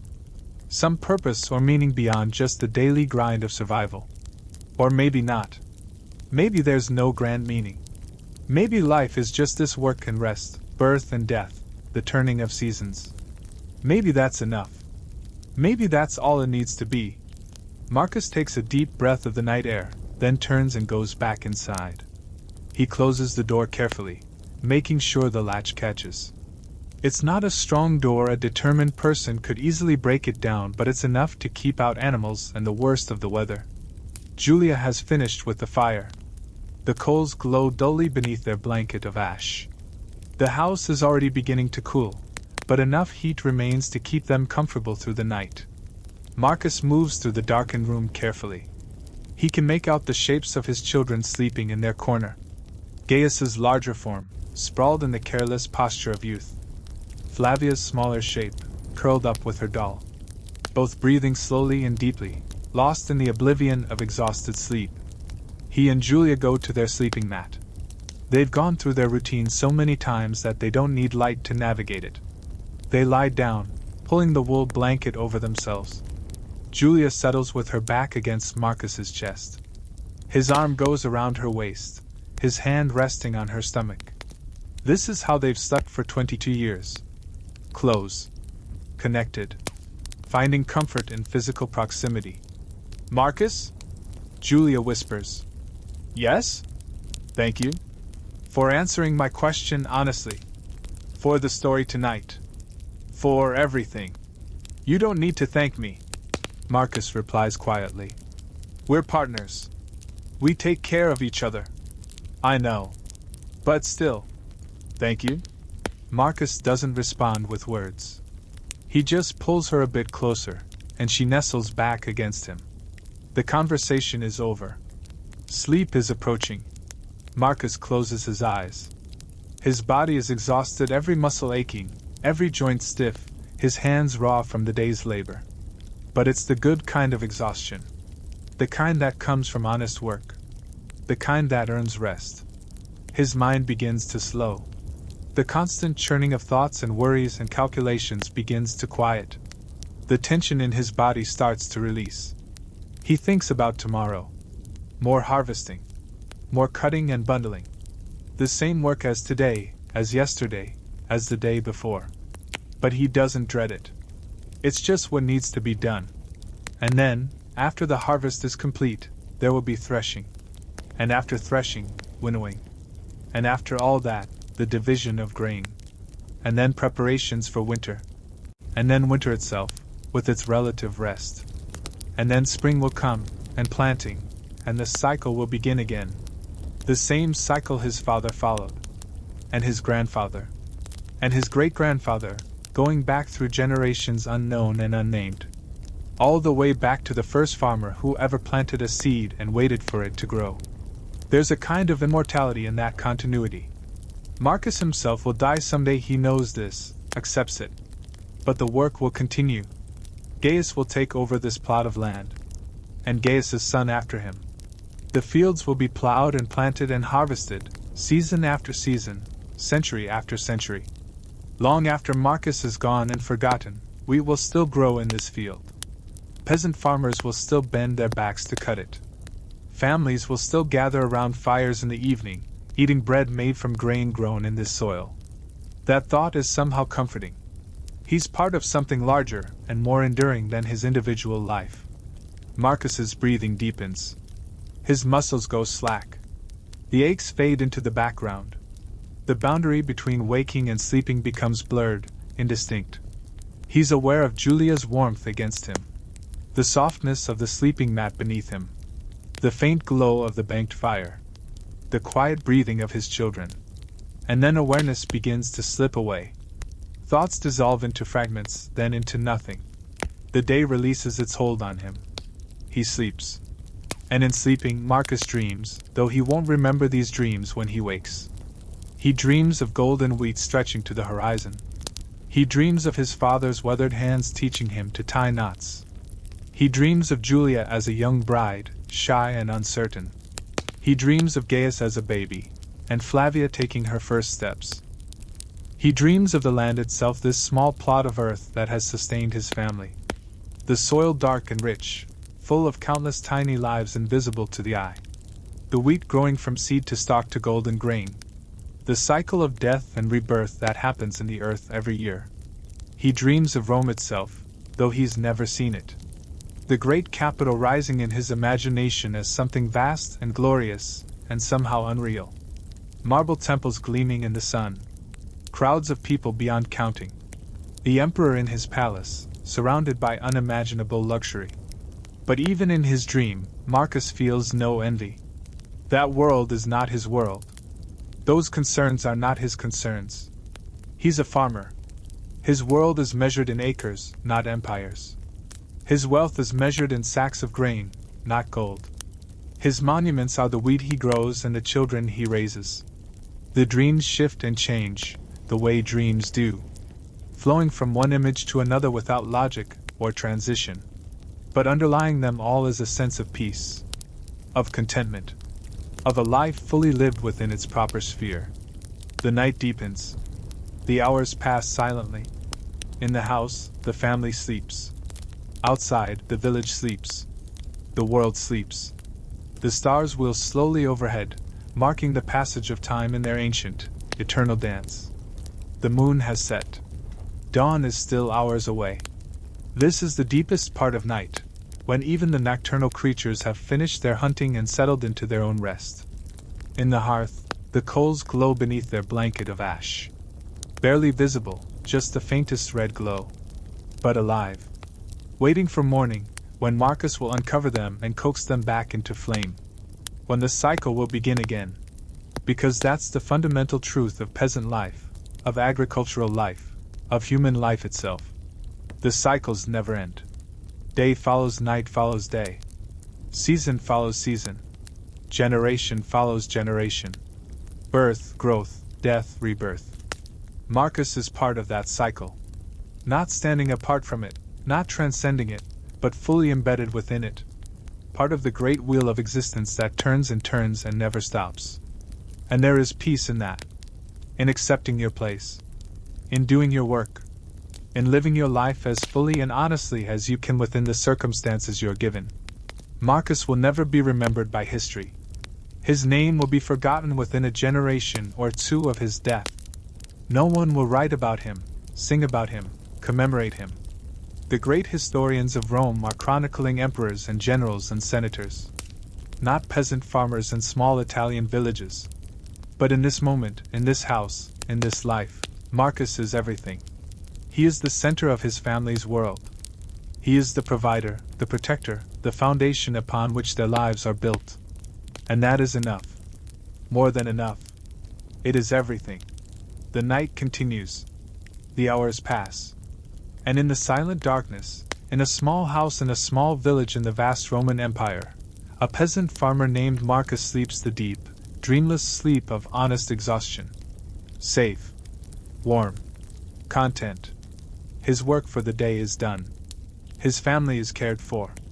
His obligations are met. Tomorrow will bring new work, new challenges, new cycles to complete. But tomorrow is not here yet. For now, there is only this, the quiet breathing of sleep. The gentle glow of banked coals. The peaceful darkness of a world at rest. And somewhere beyond the house, beyond the village, beyond the fields and forests and towns and cities, the great machinery of the empire continues its work. Soldiers guard distant borders. Merchants ship goods across the Mediterranean. Senators debate in Rome. The emperor sleeps in his palace. Slaves toil. Artisans create. Philosophers argue. Priests make offerings to the gods. The vast, complex, interconnected world of the Roman Empire pulses with life and activity even in the depths of night. Millions of people, each living their own lives, facing their own challenges, pursuing their own purposes. And among those millions, Marcus the farmer is just one. Unremarkable. Unimportant in the grand scheme of history. But to his family, he is irreplaceable. To himself, his life has meaning and value. And in the end, perhaps that's all that matters. Not how you're remembered by the world, but how you lived each day. Not the greatness of your achievements, but the faithfulness with which you make your responsibilities. Marcus has been faithful. To his land, to his family, to his gods, to the simple, honest work of growing food from the earth. And now he sleeps. And tomorrow the sun will rise. The rooster may or may not crow. Marcus will wake in the darkness before dawn. He will light the fire. He will eat breakfast with his family. He will go to the fields with Gaius.